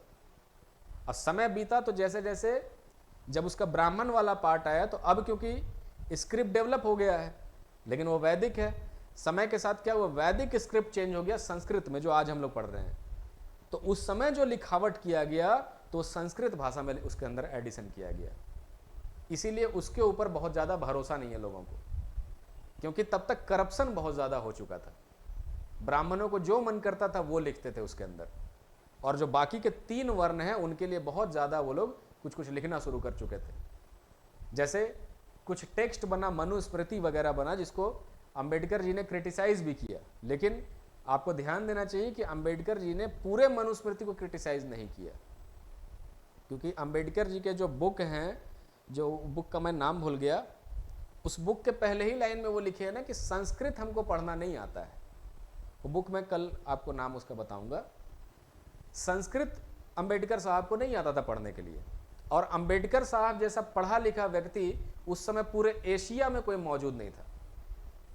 जिस लेवल का उनके पास डिग्री हमको लगता है दुनिया में कोई वैसा आदमी उस समय नहीं होगा जिसके पास इतना ज़्यादा पढ़ाई होगा, इतना डिग्री उनके पास भरा पड़ा था, और इतना तेज होनहार व्यक्ति। तो उन्होंने सबसे पहले ये लाइन लिखा, क्योंकि हमको संस्कृत नहीं आता है, तो जो भी मनुस्मृति में पढ़ रहा हूँ या जो भी चीज़ें मैं ज्ञान इकट्ठा कर रहा हूँ, लैंग्वेज को पढ़ रहा हूँ, वो इसका इंग्लिश ट्रांसलेटेड वर्जन पढ़ रहा हूँ। और जो इंग्लिश ट्रांसलेटेड वर्जन था उसके अंदर वही जो अभी हमने बात किया, डिस्कशन किया, कि जब उन लोगों ने इंडियन स्क्रिप्चर्स का ट्रांसलेशन किया तो उसको थोड़ा थोड़ा मैनिपुलेट भी कर दिया इंडियन कल्चर को गिराने के लिए। तो जो मनुस्मृति को उन्होंने क्रिटिसाइज किया ना, जो 2-4 बातें हैं, उसको इसलिए क्रिटिसाइज किया क्योंकि उन्होंने उसका इंग्लिश ट्रांसलेशन पढ़ा हुआ था। उसके अंदर मनुस्मृति के अंदर बहुत सारा डेरोगेटरी बात लिखा था कि विमेन के लिए ऐसा लिखा हुआ है, विमेन के अंदर विरोधाभास वाला बात लिखा हुआ है, ब्राह्मण के लिए विरोधाभास की ब्राह्मण जो है अगर श्राद्ध कराने जाएगा तो वहां पर अगर कोई उसको मीट ऑफर करता है तो वो मीट एक्सेप्टेबल है। तो ब्राह्मण अगर मीट खाएगा तो कैसे होगा, और मनुस्मृति में लिखा हुआ है। तो वैसा वैसा चीजें ही सिर्फ अंबेडकर साहब ने उसको कट कर दिया कि ये जो चीजें हैं ये बिल्कुल एक्सेप्टेबल नहीं है, लेकिन बाकी जो पूरा 75% to 80% लिटरेचर है वो एक्सेप्टेबल है, उससे ऊंचा ज्ञान कुछ नहीं है। तो 20% उसको क्रिटिसाइज किया, बाकी 80% अपने ही किताब में उसका वो तारीफ भी करते हैं। तो आज के लोगों को क्या पता है मैंने अंबेडकर कौन है चाहे क्या है। आज जो नेतागिरी जो लोग करने चला है वो क्वालिफाइड है उस लेवल पे बात करने के लिए। 2 कौड़ी का बुद्धि है सबका। अब क्योंकि जनता है उसका दिमाग जैसा रहेगा वैसा ही नेता चुन के भेजेगी, वो नेता जाएगा उसी तरह पोलराइजेशन वो करेगा, अपीजमेंट करेगा, कोई एजेंडा नहीं रहेगा उनका उसका। अभी जेपीएससी इतना प्रॉब्लम है, झारखंड के स्टूडेंट का क्या फ्यूचर है यहाँ के अगर सरकारी जॉब में, कोई फ्यूचर नहीं। लेकिन जब नेता ही चुन के बैठा हुआ है उस तरह का जिसको पढ़ाई लिखाई से कोई मतलब ही नहीं है, तो क्या बात करेगा पढ़ाई लिखाई के लिए। और आप जैसे लोगों का संख्या कितना है, आप जैसे लोगों का संख्या गिना चुना, क्योंकि आप लोग वोट बैंक ही नहीं है तो सरकार कभी आपके हित का बात करेगी ही नहीं। वो बात करेगी as a Muslim whole, as a scheduled caste whole, as a Hindu whole.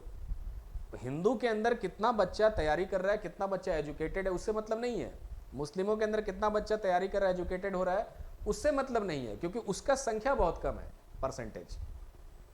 तो वो तो वोट बैंक है ही नहीं। हाँ, इन दोनों तीनों ग्रुप में जो अनपढ़ लोग हैं वो हैं बेसिकली वोट बैंक।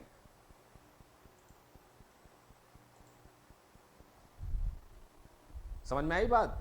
तो वोट बैंक अगर आप रहेंगे जेपीएससी में, अगर आपका संख्या मान लीजिए 2 लाख है, 4 लाख है, अगर हमारा भी कैपेसिटी ऐसा हो जाएगा संख्या में कि हम भी सरकार को चेंज कर सकते हैं या गिरा सकते हैं, तो जेपीएससी का एग्जाम रेगुलर हो जाएगा पूरा।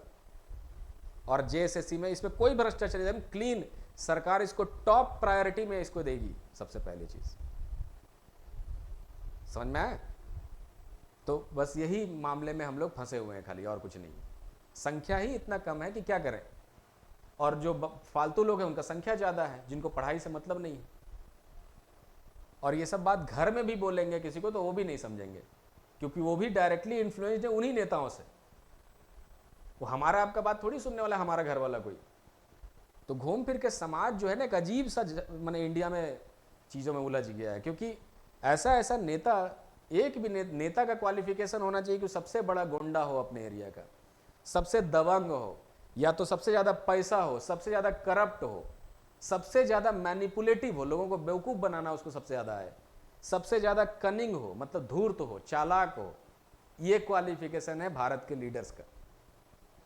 जो ये नहीं है वो कुछ नहीं। और इसमें से मान लीजिए आप में से कोई, हम में से कोई अच्छा आदमी जाके पढ़ाई लिखाई के बारे में, उसको अपना ही घर का लोग वोट नहीं देगा कि पहला अगर इसमें जाएगा तो इसको कोई मरवा देगा, दूसरा क्या बोल रहा है खुद ही समझ में नहीं आ रहा है, तो कौन वोट देगा हम लोग को। तो इतना बड़ा यहाँ पे वही हम देख के हैरान है कि इतना पार्लियामेंट का सेशन, झारखंड के लेजिस्लेटिव असेंबली में सत्र चला इतना। हमको नहीं लग रहा है कि एक भी दिन डिस्कशन हुआ जेपीएससी को लेकर के। हाँ डिस्कशन हुआ, रिजर्वेशन पे डिस्कशन होगा आरक्षण पे, जो कि न्यूज बने तो जनता को ये महसूस हो कि हाँ हमारा बात चल रहा है संसद के अंदर में। अरे भाई मेरिट रहेगा, तुमको कोई आरक्षण का जरूरत नहीं पड़ेगा उस समय। अब मेरिट नहीं है तो आरक्षणों लेकर के कुछ नहीं कर सकते, होगा कुछ नहीं, 1-2% भी इधर उधर नहीं होगा, लेकिन बात होते रहना चाहिए उस पर कि हाँ ये नेता हमारे मतलब का बात कर रहा है। यही दुर्भाग्य है हम लोगों का, क्या करें इसमें, हम भी क्या कर सकते हैं। झारखंड आके पछताना हमको लग रहा है कि ये गड़बड़ा गया यहाँ, क्योंकि एक आदमी ऐसा नहीं है जो उठ के बोले मैंने नेता में, क्योंकि हम लोग बोलेंगे, हम लोग का क्या इज्जत है, क्या वैल्यू है भाई। यहाँ पे ट्विटर कैंपेन चला रहा है कोचिंग इंस्टीट्यूट का मास्टर, लोग से क्या सुनने वाला है उसके बाद। अब बहुत निराशाजनक ये मामला है। एनीवे, फिर भी अगर कोई ऐसा स्क्रिप्ट डेवलप होता है तो उसको हम लोग श्रुति लिटरेचर कहेंगे, जो हो सकता है बाद में लिखा जाए। और बाद के बारे में मैंने बताया कि जब बाद में एडिशन होता है तो करप्शन भी साथ ही साथ ऐड हो जाता है उसके अंदर, है ना। तो मनुस्मृति हो गया या बहुत सारा चीज हो गया, वो सब बाद में ऐड हुआ। अब आते हैं दूसरे साइड में, इसका एग्जाम्पल मैंने लिखा कहीं, ये है ऋग्वेद। स्मृति लिटरेचर, स्मृति कैसा होता है, स्मृति बना है मेमोरी से, इसके लिए स्क्रिप्ट होना अनिवार्य है, मतलब script is mandatory for this. Script होता है क्योंकि इसमें क्या करना है कि एक बुक होगा या कोई टेक्स्ट होगा, उसको मेमोराइज करना है और मेमोराइज करके अगले को बताना है। दोनों में फर्क समझ रहे हैं। एक जो है कि हम आपको बता दिए तो एकदम सुन करके आप याद कर लिए उसको, फिर आगे पास कर रहे हैं। एक ये है कि उसको पढ़ के मेमोराइज करना है, तो बिना स्क्रिप्ट के तो पढ़ ही नहीं सकते। तो स्मृति लिटरेचर वो है कि जो लिटरेचर स्क्रिप्ट आने के बाद, स्क्रिप्ट का फुल डेवलपमेंट होने के बाद लिखा गया, बाद बनाया गया, वो सारा लिटरेचर स्मृति लिटरेचर कहा जाता है। तो जितने भी सेकेंडरी लिटरेचर है, जैसे मान लीजिए कि वेदांग हो गया, जो अभी आएगा, वेद के बाद दूसरे नंबर पे वेदांग ही आता है, या जितने भी टर्शरी लिटरेचर की तरफ आ गए, पुराण, एपिक्स, ये जितने भी लिटरेचर हैं टर्शरी लिटरेचर, स्मृति जो मनुस्मृति है, यज्ञवल्क्य स्मृति है और नारद स्मृति है, कई तरह का स्मृतिज है, वो सारे को हम लोग स्मृति लिटरेचर ही कहते हैं। कोई डाउट है तो आप पूछिए, कोई डाउट नहीं है, आगे बढ़ते हैं। अब पहला ब्रॉड कैटेगराइजेशन हमने देखा कि लिटरेचर कितने टाइप का होता है, तो श्रुति लिटरेचर हो सकता है, स्मृति लिटरेचर। अब और भी कैटेगराइजेशन देखते हैं कि एक्चुअल वैदिक लिटरेचर को कैसे कैटेगराइज किया हुआ है।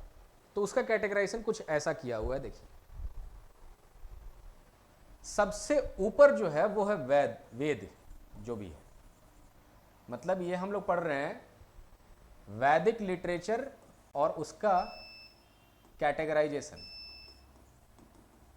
वैदिक लिटरेचर और कैटेगराइजेशन कि किस तरीके से कैटेगराइजेशन किया हुआ है।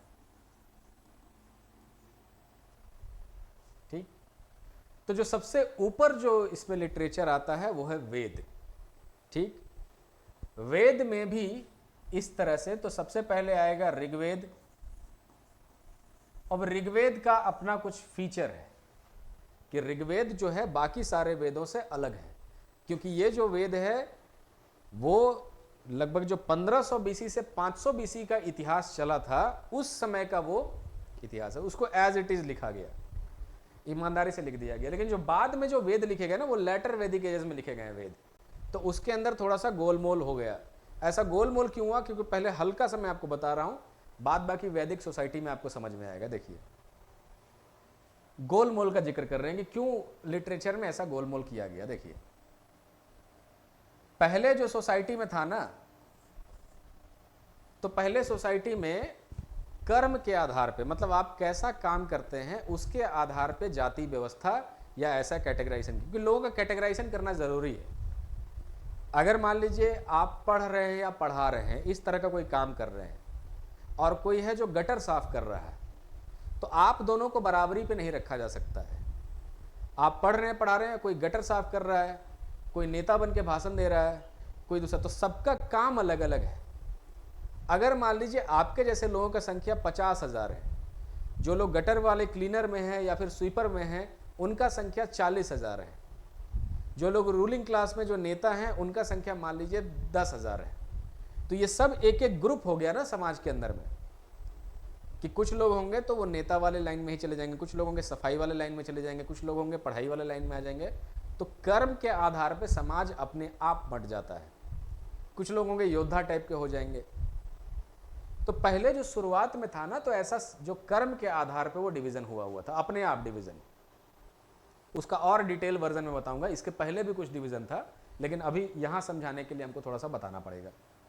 तो उसमें क्या है कि ब्राह्मण, क्षत्रिय, वैश्य और शूद्र, ये 4 डिवीजन हुआ करता था। ब्राह्मण वो लोग थे जो पढ़ने पढ़ाने वाला काम करते थे। क्षत्रिय वो लोग थे जो थोड़ा सा योद्धा नेचर के, मतलब जैसे मान लीजिए एक आर्यन कबीला है, अब कबीले में सारे आदमी थोड़ी लड़ने चल जाएंगे, उनके पास तो सामर्थ्य नहीं होगा ना। जैसे अपने आसपास का आप इलाका देखिए, उस इलाके में कुछ वैसे लड़के होंगे जो पढ़ाई ही कर सकता है, उनको आप बोलिएगा कि चलो मारपीट करना है तो उनके बस का बात नहीं। कुछ वैसा लड़के भी हैं जो मारपीट कर सकते हैं। मारपीट का मतलब कि आप पार्टी बुलाए, 10 पार्टी आप बुलाए, 10 पार्टी आप बुलाए और संघर्ष होगा वहाँ पे, तो वो जो है ना थोड़ा सा मारपीट वाला लड़का ही है। वो आया, 2 थप्पड़ वो मारा, 2 थप्पड़ वो खाया, माने ताकत था उसके पास कि 2 थप्पड़ हमको भी देगा तो कोई दिक्कत नहीं है। लेकिन जो सिर्फ पढ़ने पढ़ाने वाला जो लड़का था, उसको 2 थप्पड़ बर्दाश्त नहीं होगा, तो गिर के वहीं पे ढेर हो जाएगा। तो वैसा समाज में भी बना हुआ है। कुछ लोग उसी समाज में ना मारपीट कर सकते हैं ना कुछ कर सकते हैं, और जाकर के मान लीजिए पढ़ाई भी नहीं कर सकते हैं। तो कोई है जो दुकान खोला है क्योंकि वो बिजनेस कर सकता है, कोई है जो दुकान भी नहीं खोला है, किसी भी तरीके का काम नहीं किया, तो वो जाकर के कोई फिर दूसरा काम कर लिया है, नेता बन गया है, जो कोई काम नहीं कर सकता है, इकोनॉमिक एक्टिविटी, किसी भी तरीके का इकोनॉमिक एक्टिविटी नहीं कर सकता है। तो ये हमारे समाज का एक बेसिक सा ये है और स्ट्रक्चर है। तो उसमें ब्राह्मण भी आ गए, क्षत्रिय भी आ गए, वैश्य भी आ गए, शूद्र भी आ गए, अलग अलग लोग। लेकिन जैसे जैसे समय बदला ना, तो ये कर्म के आधार पे जो डिवीजन किया हुआ था, वो धीरे धीरे वो डिवीजन चेंज होकर के आ गया बाय बर्थ, कि अगर आप ब्राह्मण हैं तो चाहे आप पढ़ते लिखते नहीं भी हैं, फिर भी आपके घर में कोई पैदा हुआ तो ब्राह्मण ही कहलाएगा।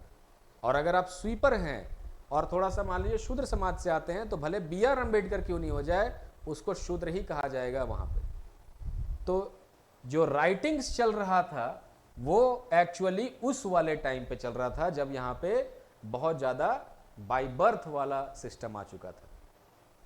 तो जब उस समय राइटिंग किया जाएगा तो कई तरीके का मैनिपुलेशन उसके अंदर किया जाएगा, और इसीलिए उसको सेकेंडरी लिटरेचर के तौर पे माना जाता है। उतना उनका माने अथॉरिटी नहीं है जितना ऋग्वेद का अथॉरिटी है। समझ में आया? तो ऋग्वेद हो गया जिसका सबसे ज्यादा अथॉरिटी है, लेकिन क्योंकि वो वेद ही है तो बाकी सबका भी अथॉरिटी है। जैसे मान लीजिए सामवेद है। अब एक एक करके थोड़ा फीचर भी अगर देखें, जैसे ऋग्वेद का फीचर ये है कि उस समय इंद्र सबसे मजबूत देवता थे, क्योंकि ऋग्वेद में इनको लगभग 250 सूक्त इनके लिए डेडिकेटेड है, इंद्र के लिए। उसी तरह कोई अग्निदेव हैं तो अग्निदेव के लिए भी 200 सूक्त है।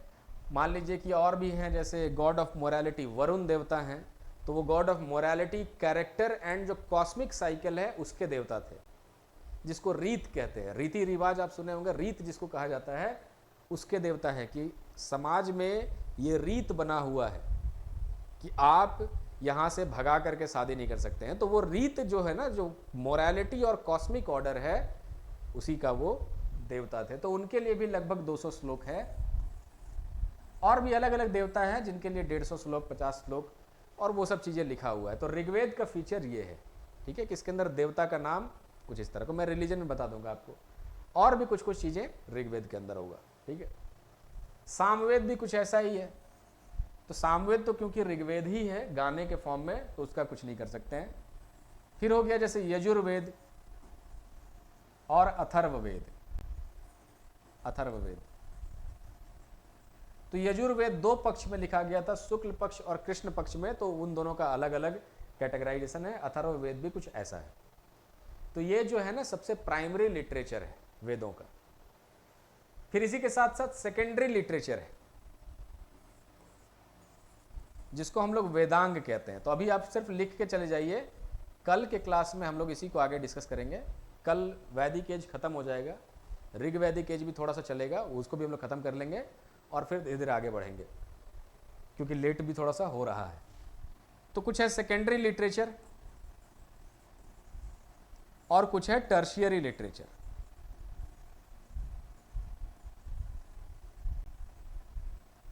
तो इस तरीके का भी कैटेगराइजेशन दो तीन चीजों में किया गया है जिसको हम लोग डिटेल में कल इसको हम लोग सोच रहे हैं कि डिस्कस कर लेंगे, ठीक है। तो हमने अब तक जो सीखा उसको समराइज कर लें। ऑरिजिन ऑफ आर्यंस हमने सीखा, डिक्लाइन जब इंडस वैली का और था उस समय कैसे आर्यंस लोग आकर के अपने यहाँ मार्केट बना रहे थे, कैसे डोमिनेंस बना रहे थे, वो सीखा हमने। उनका शुरुआत का रहने का स्थल कहाँ था, इनिशियल प्लेस ऑफ हैबिटेशन कहाँ था, वो सीखा हमने।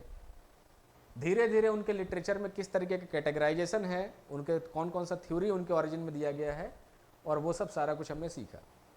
ये जो डिटेल्ड जो लिटरेचर है जो आपका जेपीएससी मेंस के सिलेबस में डायरेक्टली आने वाला एग्जाम में, इसके बारे में हमने थोड़ा सा लिख लिया है। कल जानेंगे कि इसके अंदर कौन कौन सा लिटरेचर है और उसका इमेजेस और एग्जाम्पल्स भी देखेंगे।